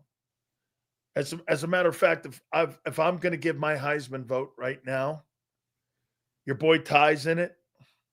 Yeah, he's not the top right now, I don't think. Well, he can finish strong. Oh, Philly Matt, you got to watch college ball, man. College ball is awesome. It is such an awesome sport, college football. I think that kid. I'm trying to think of anybody else that's really sticking out. That kid at Indiana. I guess the Vandy dude. I'm not. Mendoza. Not. I don't know about Diego Pavia. Really? Yeah, I don't like him, but I don't think he's good. How about the kid Mendoza, Indiana? Yeah, I like him in Indiana. I think he's probably one of the favorites right now. He is. What about the Ohio State quarterback? Sayin or whatever his name is, Julian Sayin? I don't know. I'm like, Ohio State doesn't impress me this year. I'm not impressed with them. I'm not either. I keep telling all the Ohio State fans in here, but at the end of the day, they still keep winning. So look how many games you guys have won against top-ranked teams. You may have lost that FSU game, but look how many teams. Yeah, we had four straight ranked wins in the SEC. I can't name a team that's done that. We had Georgia, Tennessee, Vandy, and Missouri. Yeah, 4 ranked teams. Every week I'm moving them up. I mean, I think you're more impressive. I think you're more impressive right now. You know what I don't get about Georgia? I can't figure out why Georgia can't get one of these better quarterbacks. Like Gunnar Stockton? Dude, he was the highest rated prospect in the country. Was he? Yeah, he was like DJ Langway at Florida. Dude, that guy was a 5-star. I am not a Gunnar Stockton guy. Gunnar Stockton was ranked Mr. Georgia. He won Mr. Georgia football. Really? He's the highest rated. To me, he looked like fucking the dude they had, Stetson Bennett. Bro. He reminds me of Stetson Bennett, man. What do you think Arch Manning does? I don't think he's very good. I think Texas needs a new quarterback. I don't think Arch Manning's good at all. And I don't think it's the coach problem. Steve Sarkisian gets a lot out of quarterbacks. So do you force him to transfer? I think he's going back. He has to. And he's hurt. I don't think you force him to transfer. I think you bring in another quarterback and put him on the bench. If he wants to transfer, good riddance. Look at this guy. Stetson Bennett was the coach. Watch your mouth. By the way, I think he's with the Rams right now. Yeah, he did win a natty, and then he was hammered on the Good Morning America. Natty? Did he win 2 of them? Yeah, he won 2 of them. I think he's with the Rams. Stetson Bennett, or was he the fucking caboose? Come on, man. Hey, Stetson Bennett. He's another one. That dude is the epitome of caboose with Georgia. Come on, man. They He had such really, good rosters. he really is, man. I mean, yeah, I love college You a football. Kirby guy? You like Kirby? Um, I think Kirby, I didn't know a lot about him, but Nick Saban, when he gets him on stage, and when Kirby looks over and you get Lane and him, I watched the series. It was a game. It was Ole Miss versus Georgia. Wait. You watched the SEC series on Netflix? No. I watched that too. I do. Oh, I didn't watch that yet. I got to Oh watch my that. God, bro. But when Ole Miss was playing Georgia, and both these guys were on set, and they see Nick there, Nick's with the media. Kirby Smart looks over at Lane and goes, "Who is this guy?" And they're looking at Nick, and all of a sudden Nick is sitting there going, and Lane goes, "Really? Who is this guy here? That's not how he talked to us, man. Oh, you guys are all seeing really nice." And Yeah, Nick's going right. like this. Mr. Nick Nice goes, Guy. That didn't exist back in the day. he No goes, doubt. "That shit, don't get taken right here by this guy here." I think Kirby Smart's got a really great personality. I see why he's a good recruiter. I think he's a mean, perfect college coach. He's one of those yeah, guys I think he should stay in college forever. yeah. Yeah, I I don't think think he he is a should go. fabulous. Yeah. He has taken Georgia to it. I think I get this. Of all the great coaches that they've had there, he's probably the greatest coach they've ever had.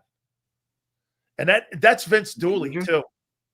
Yeah, I think so. I mean, he's probably the Vince winningest. Dooley recruited Herschel Walker, and he Yeah, won a I national would see that. championship. Yeah, that was a little before my time, so I wouldn't Okay, know. so Vince Dooley's considered the best coach in the history of Georgia football. Okay, yeah, And I think he's better than Vince Dooley. yeah, Jimbo. I'm gonna watch that SEC Netflix series. Even John said it was good, and John's not a college guy really. So, Bro, have you watched the SEC when it goes to like the history thing? I forget what it is. It's on the SEC channel. no, I've never watched that. You've never watched it? They have these things called SEC Legends. Oh, I think I've seen some of them.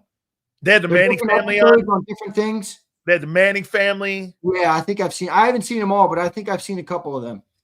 Bro, if I had to do it all over again, man, I'd probably play in the Southeastern Conference. Yeah. It just wasn't really a Well, great you were conference. there in the 80s, dude. Miami was the place to be in the 80s. It was the number one program in the country. Yeah, I mean, it was the place to be. That's I like know. playing for Alabama now or Georgia now. I mean, that's what That's that was right. like. That's right. I mean, we were the Yeah. number one team in the country. We played for Who's national dead? Kiffin still probably can't show his face in Tennessee. I know they don't like him there. No, they don't. 30 day. Or does LSU bring back Coach Ogeron? That'd be. I don't see that. No, you know Yeah, what? Coach Sills had Coach O on a bunch. Yeah, I'll tell you one thing about Coach Ogeron. You want to know why Ole Miss is Ole Miss? Okay, you want to know why LSU was LSU? You want to know why USC won national championships? You want to know why Miami, those 2000 teams were all those guys, with Ed Reed and all them guys? Coach O was the recruiting coordinator. Yeah, it's true. He is the greatest recruiter of all time. I think Nick and him are the greatest college football recruiters I've ever seen. Ever. Like, Coach O is a boss. Man, he's just, I'll tell you what, here's what got him in trouble. So Ed pulls up in his car at LSU, Xander, at a gas station. Yeah, there's this lady on a bike. He comes pulling up and he goes, "How you doing?" Wait, it's better. She turns and looks, and he goes like this, "How you doing, sweetie?" And she goes, "How you doing, sweetie? Everybody all right?" And she goes, "Why don't you come sit over here?" And he pulls away. He gets a call the next day from the president of LSU. "Hey, man, that's my wife." He chased the huss, man. Oh, man. Can you blame him? It is what it is. Hey, he can't help himself, man. He can't. I can't blame him. He just can't help himself. Here's Dirty D. Kirby Smart's my favorite coach in the game right now. 2-time Natty champ, Stetson Bennett. Gunner will win a Natty before he graduates to the NFL. I'm not a Gunner guy, brother. I know you're a Georgia fan. I'm not a Gunner Stockton guy. I'll tell you what, Howie Roseman's a Georgia guy. Yeah, he is. Well, don't you think college football is changing so much right now, too? I mean, look at Alabama, dude. Alabama used to win natties with who knows at quarterback. Blake Sims and Jake Coker and A.J. McCarron. Here's what's going to happen with like those Texas schools. Bro, there's so much money being pumped into A&M and Texas Tech. Look at Texas Tech showing up. SMU was in the playoff last year. Longhorns, a ton of money. They are throwing so much money. I think this is where Alabama is losing a little bit because I don't think Ken DeBoer is bringing in the money that is needed to stay pace with the rest of this stuff that's going on. You know why that guy, Mike Norvell, is going to still be the head coach at Florida State? Listen to this here. So he's got a 55. I don't like him either, by the way. I hate that fucking guy. I'm not a fan of him. He's got $55 million on a buyout. You've got $18 million in assistant coach buyouts. You're going to have to pay over $75 million to change your staff. And then you're going to have to pay another 75 to bring a new group in. Right, to bring in new players. Doesn't have that money, dude. Yeah.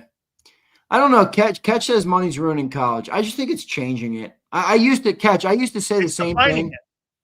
I used to say the same thing, though, because, I didn't like when it was happening. But now that it's happened, I think you just have to adapt to the new style, man. And you know what I mean? I think it's still a great sport. It just has changed the landscape a lot. I think it's paring it down, that you're going to have 35 to 40 teams that are going to be playing. Going to get all the players. They're able to deal with nil, and they're able to deal with the transfer portal. Like here with Deion. Deion Sanders is now making $10 million a year. Deion Sanders, I have to take my expectations down. If Deion wins 8, 9, 10 games at Colorado, Xander, hey, man, that's okay. I mean, look, he's made him relevant. There's a lot of boosters. It's pretty cool. I mean, at the end of the day, though, they're not going to win a national championship. So you're going to have programs like that. You're going to have programs like Minnesota. So let me pay some bills, bro. Bro, I appreciate it. By the way, Lane Johnson just shared up a picture in a Halloween costume with Jalen Hurts. Where's AJ? AJ's not in it. It's Jalen, Lane, Dickerson. I don't know who the hell that is, and Jordan Mailata. So it looks like it's Jalen in the O-line. I heard there's Jalen. Jalen's holding a mop. I heard that. I heard AJ's going to go Halloweening as Patrick Mahomes.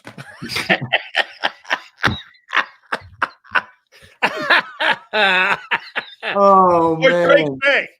All right, brother. I'm out of here. All right, dude. Thank you, dude. I appreciate you, brother. Really a lot. Good show. I got it, man. I'll catch you tomorrow at Bird 365, bro. Later, dude. You got it, man. That's my boy there, man. Appreciate him very, very much. Xander, we need college program. College game day doesn't cut it. I need 5 days of college sports talk from Sills. Bro, I love college football. It is one of my favorite topics to talk about. It really is why I'm doing sports talk again in the state of Florida. It's why I'm doing it. And the only reason I'm doing it is because I get a chance to talk college football. I mean, the Bucks are cool to cover. It's okay. It's good to reconnect with a lot of people. Talking USF because I owe Leroy Selman. But, I'm only talking in Florida because I get a chance to talk college football again. All right, let me pay some bills here. Hey, big sales for Morgan & Morgan. The number one injury law firm in all of America for a reason. It is because they win. That's right, folks. I told you about the family in Pennsylvania that was initially awarded $650K. They ended up getting nearly $30 million in settlement. A family down in Florida were initially offered $350K. They ended up getting nearly $15 million in settlement. This is what they do. By the way, they don't get paid unless you do. That means, hey, they don't get paid. They're going to take your case, and they're going to fight for you and your family if you've ever been injured at work, anywhere. Do me a favor. Go to forthepeople.com/big sales or pound law 529. That's forthepeople.com/big sales or pound law 529, and do me a favor. You tell them Big Sales sent you. This is Eric. When he got injured in a car accident, he called Morgan & Morgan. He not only gets a lawyer, he gets trial lawyers like Sam and Jessica, who are in it to win it. He gets his own investigators with briefcases, leather ones. And if you ever have questions, our customer service folks keep things rolling. Injured? We're your army. Morgan & Morgan. America's largest injury law firm. Ignite your nights with free live entertainment daily, only at Live Casino and Hotel Philadelphia's Center Bar. 7 days a week, enjoy some of the region's top party bands, performers, and DJs as they take the stage in the heart of the casino action. Great cocktails, live music, and lively moments. It's all happening at Center Bar at Live Casino and Hotel Philadelphia. Visit livecasinophilly.com for more details and the complete list of upcoming events. Must be 21 or older. Gambling problem? Call 1-800-GAMBLER. This is Eric. When he got injured in a car accident, he called Morgan & Morgan. He not only gets a lawyer, he gets trial lawyers like Sam and Jessica, who are in it to win it. He gets his own investigators with briefcases, leather ones. And if you ever have questions, our customer service folks keep things rolling. Injured? We're your army. Morgan & Morgan, America's largest injury law firm. Welcome to the Jet Setters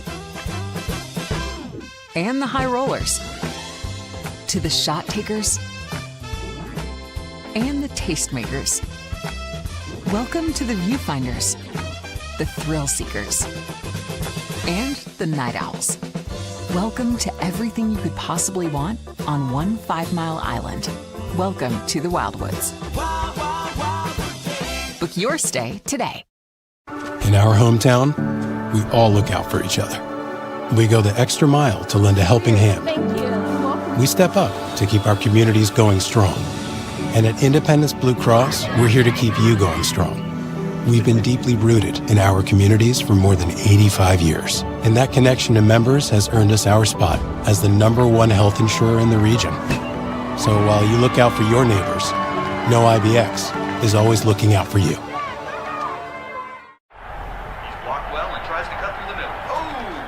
Your gut says Miami is going to win, and you should take the over. Your gut also said your NFT selfies would only go up in value. They didn't. But your head is on Sports Grid and knows the QB is in concussion protocol. The backup has a 45 QBR against the zone coverage. The New York D has the most sacks in the league. So yeah, trust your head. It's smarter to be on Sports Grid. EAGLEX. Eagles.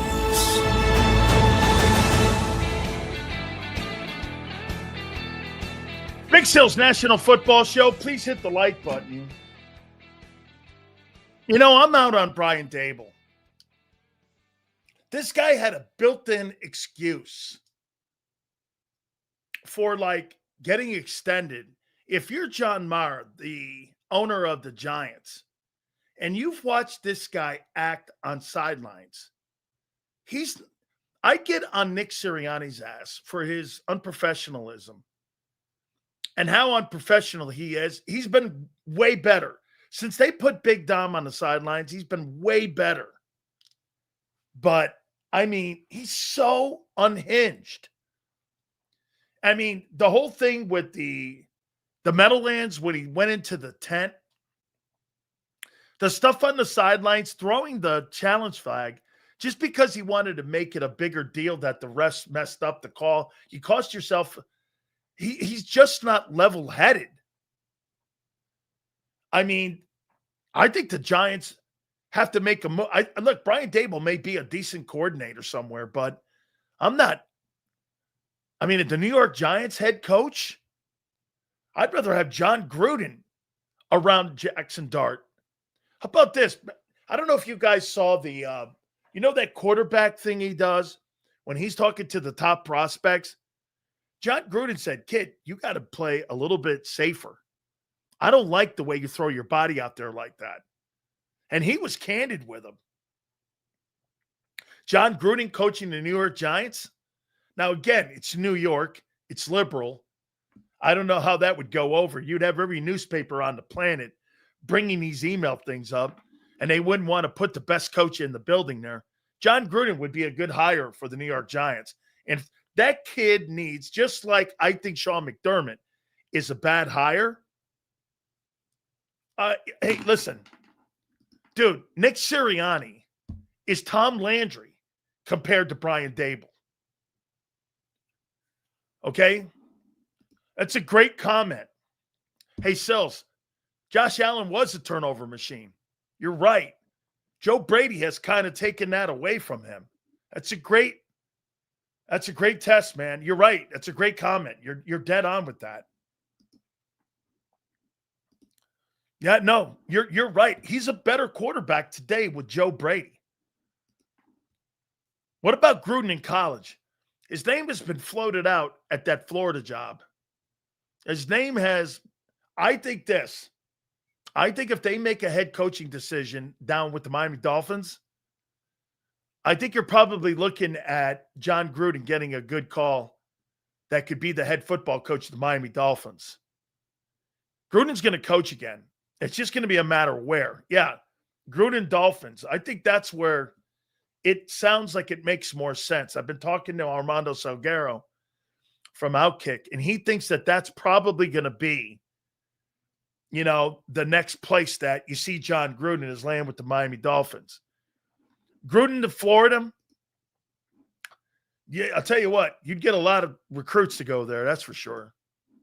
Sills, you like that class act from, oh my God. I thought when I saw that Big Dom showed up at Scadaboo's hospital room, showed up with some cheesesteaks and some food and stuff. And I think that's a class act.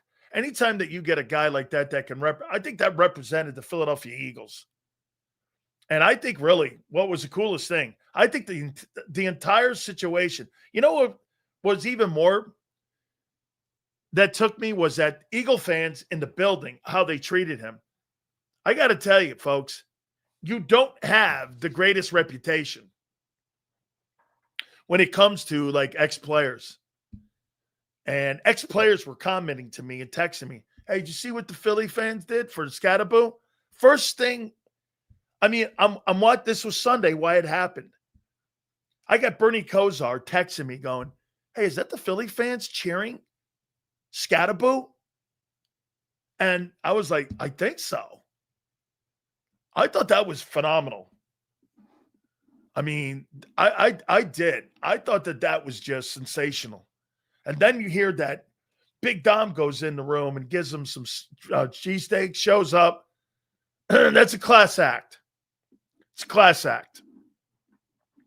You guys get a ton of shit. Okay? But I think it's unwarranted. I think it's media driven. You're always going to hear people. You know what people don't like? They don't like people that are direct. That's why you guys like me.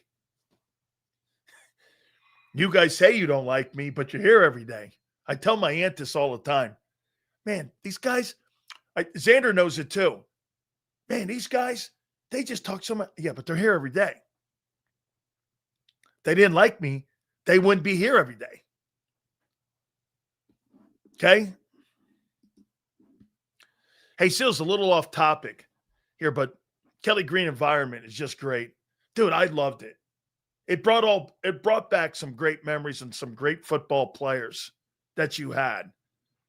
I can't tell you how many good football players, man. Dominant football players. Hey, look, you can say whatever you want about Seth and, my relationship with him today, but I'll tell you what, he was a freaking ball player. Clyde Simmons was spectacular. Mike Pitts was underrated. Andre was a ball hawk and a headhunter. Wes Hopkins was great. This guy was sensational. I think Jerome brought that swagger to that team. Jimmy brought swagger to the Miami Hurricanes, and he brought swagger to the Cowboys. Jerome brought that to the Eagles. That Eagle football team, Reggie was a personality. Jerome was the personality. He was the heartbeat of that. We like you. We like you? Thank you, John. Appreciate it. Heard Wes Hopkins' wife was a big hitter, too. All right. All right. We don't go there with wives here, man. You got that jersey behind you. Xander bought that for me. Xander was giving those away during the holidays last year, and when the Eagles were going on a run. And he said, how could we not have one of Sil's best friends? How could we not have that jersey back there? He can't stand that thing, but that thing he can. Says you need to break down clips of defensive linemen like Brian Baldinger. Break down Jordan Davis and Jalen Carter on a week-to-week basis. Maybe we will have a segment of that. I like that idea. What do you think, Z? I'll break down your defensive line. And I'll give you my takeaways on D-line. Yeah, I'll do that. I'll start that up next week against Green Bay. How you doing? You ever heard the story? She got out as GF at the vet, and Reggie's wife paid security to look the up. No comment, man. Hey, I know a lot of stories about your guys. I would like that segment a lot. Okay, we'll do that. We'll do it next week. Yeah, I'm not. Yeah, no. I heard a bunch of stories also about Andre Waters. Sills, when are you ranking the chat? It's a bye week. Let's see. Senor M. Reyes.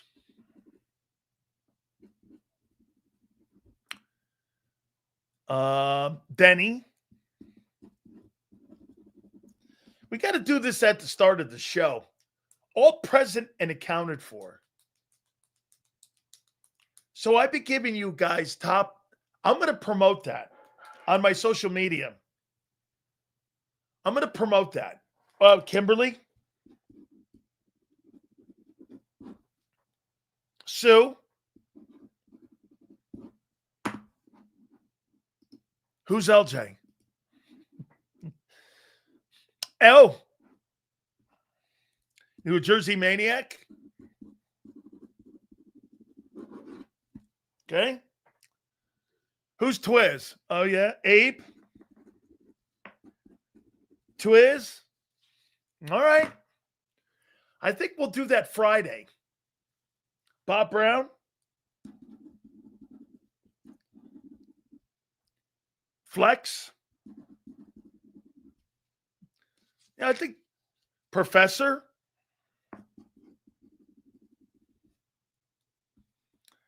Texas boy, I can guarantee you will finish last. Hey, senor, I can guarantee you that Texas boy will be the last guy on the list.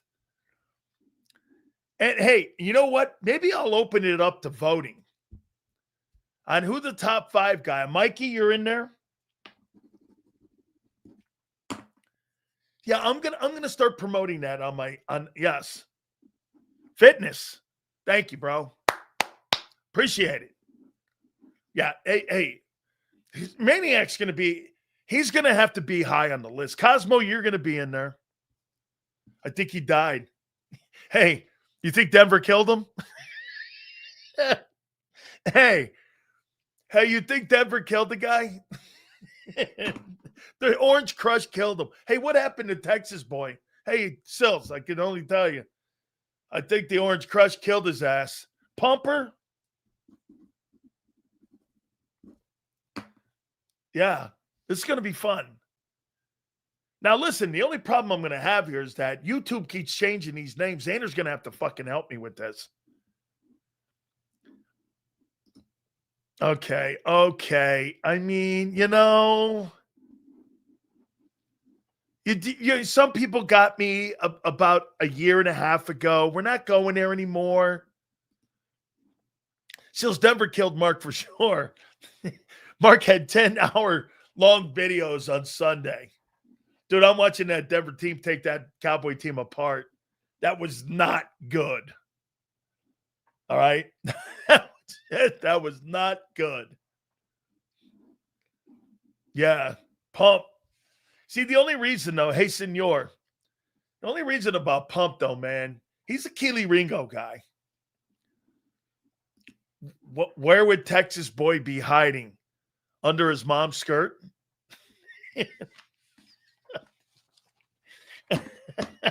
Yeah. Where would he be hiding? We have a Royal Rumble tomorrow. Yes, we do.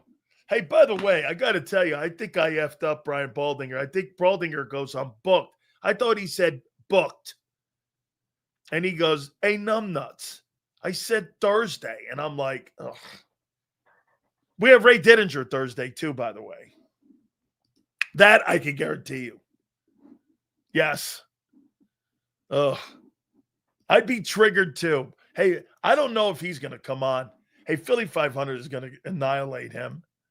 He is. he is. Yes, senor.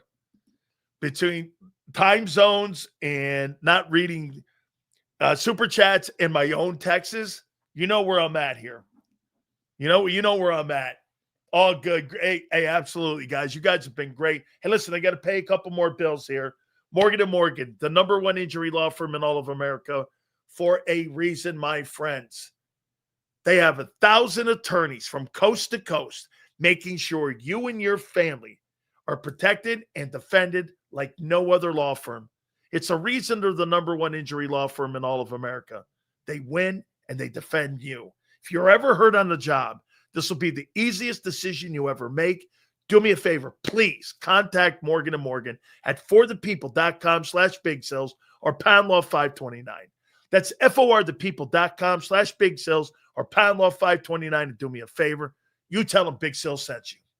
This is Eric. When he got injured in a car accident, he called Morgan & Morgan. He not only gets a lawyer, he gets trial lawyers like Sam and Jessica who are in it to win it. He gets his own investigators with briefcases, leather ones. And if you ever have questions, our customer service folks keep things rolling. Injured? We're your army. Morgan & Morgan, America's largest injury law firm. Ignite your nights with free live entertainment daily, only at Live Casino and Hotel Philadelphia's Center Bar. 7 days a week, enjoy some of the region's top party bands, performers, and DJs as they take the stage in the heart of the casino action. Great cocktails, live music, and lively moments. It's all happening at Center Bar at Live Casino and Hotel Philadelphia. Visit livecasinophilly.com for more details and the complete list of upcoming events. Must be 21 or older. Gambling problem? Call 1-800-GAMBLER. This is Eric. When he got injured in a car accident, he called Morgan & Morgan. He not only gets a lawyer, he gets trial lawyers like Sam and Jessica who are in it to win it. He gets his own investigators with briefcases, leather ones. And if you ever have questions, our customer service folks keep things rolling. Injured? We're your army. Morgan & Morgan, America's largest injury law firm. Welcome to the Jet Setters and the High Rollers, to the Shot Takers and the Tastemakers. Welcome to the Viewfinders, the Thrill Seekers, and the Night Owls. Welcome to everything you could possibly want on one 5-mile island. Welcome to the Wildwoods. Book your stay today. In our hometown, we all look out for each other. We go the extra mile to lend a helping hand. Thank you. We step up to keep our communities going strong. And at Independence Blue Cross, we're here to keep you going strong. We've been deeply rooted in our communities for more than 85 years. And that connection to members has earned us our spot as the #1 health insurer in the region. So while you look out for your neighbors, know IBX is always looking out for you.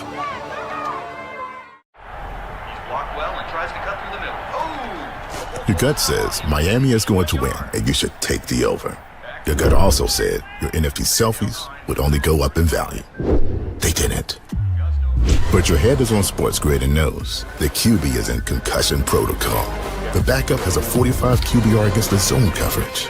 The New York D has the most sacks in the league. So yeah, Trust your head.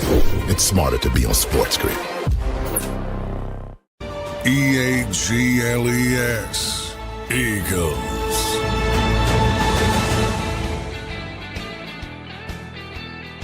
I know this guy's not a great head coach, but boy, I got to tell you, man, Josh McDaniels in New England has done a remarkable job with Drake May, has he not?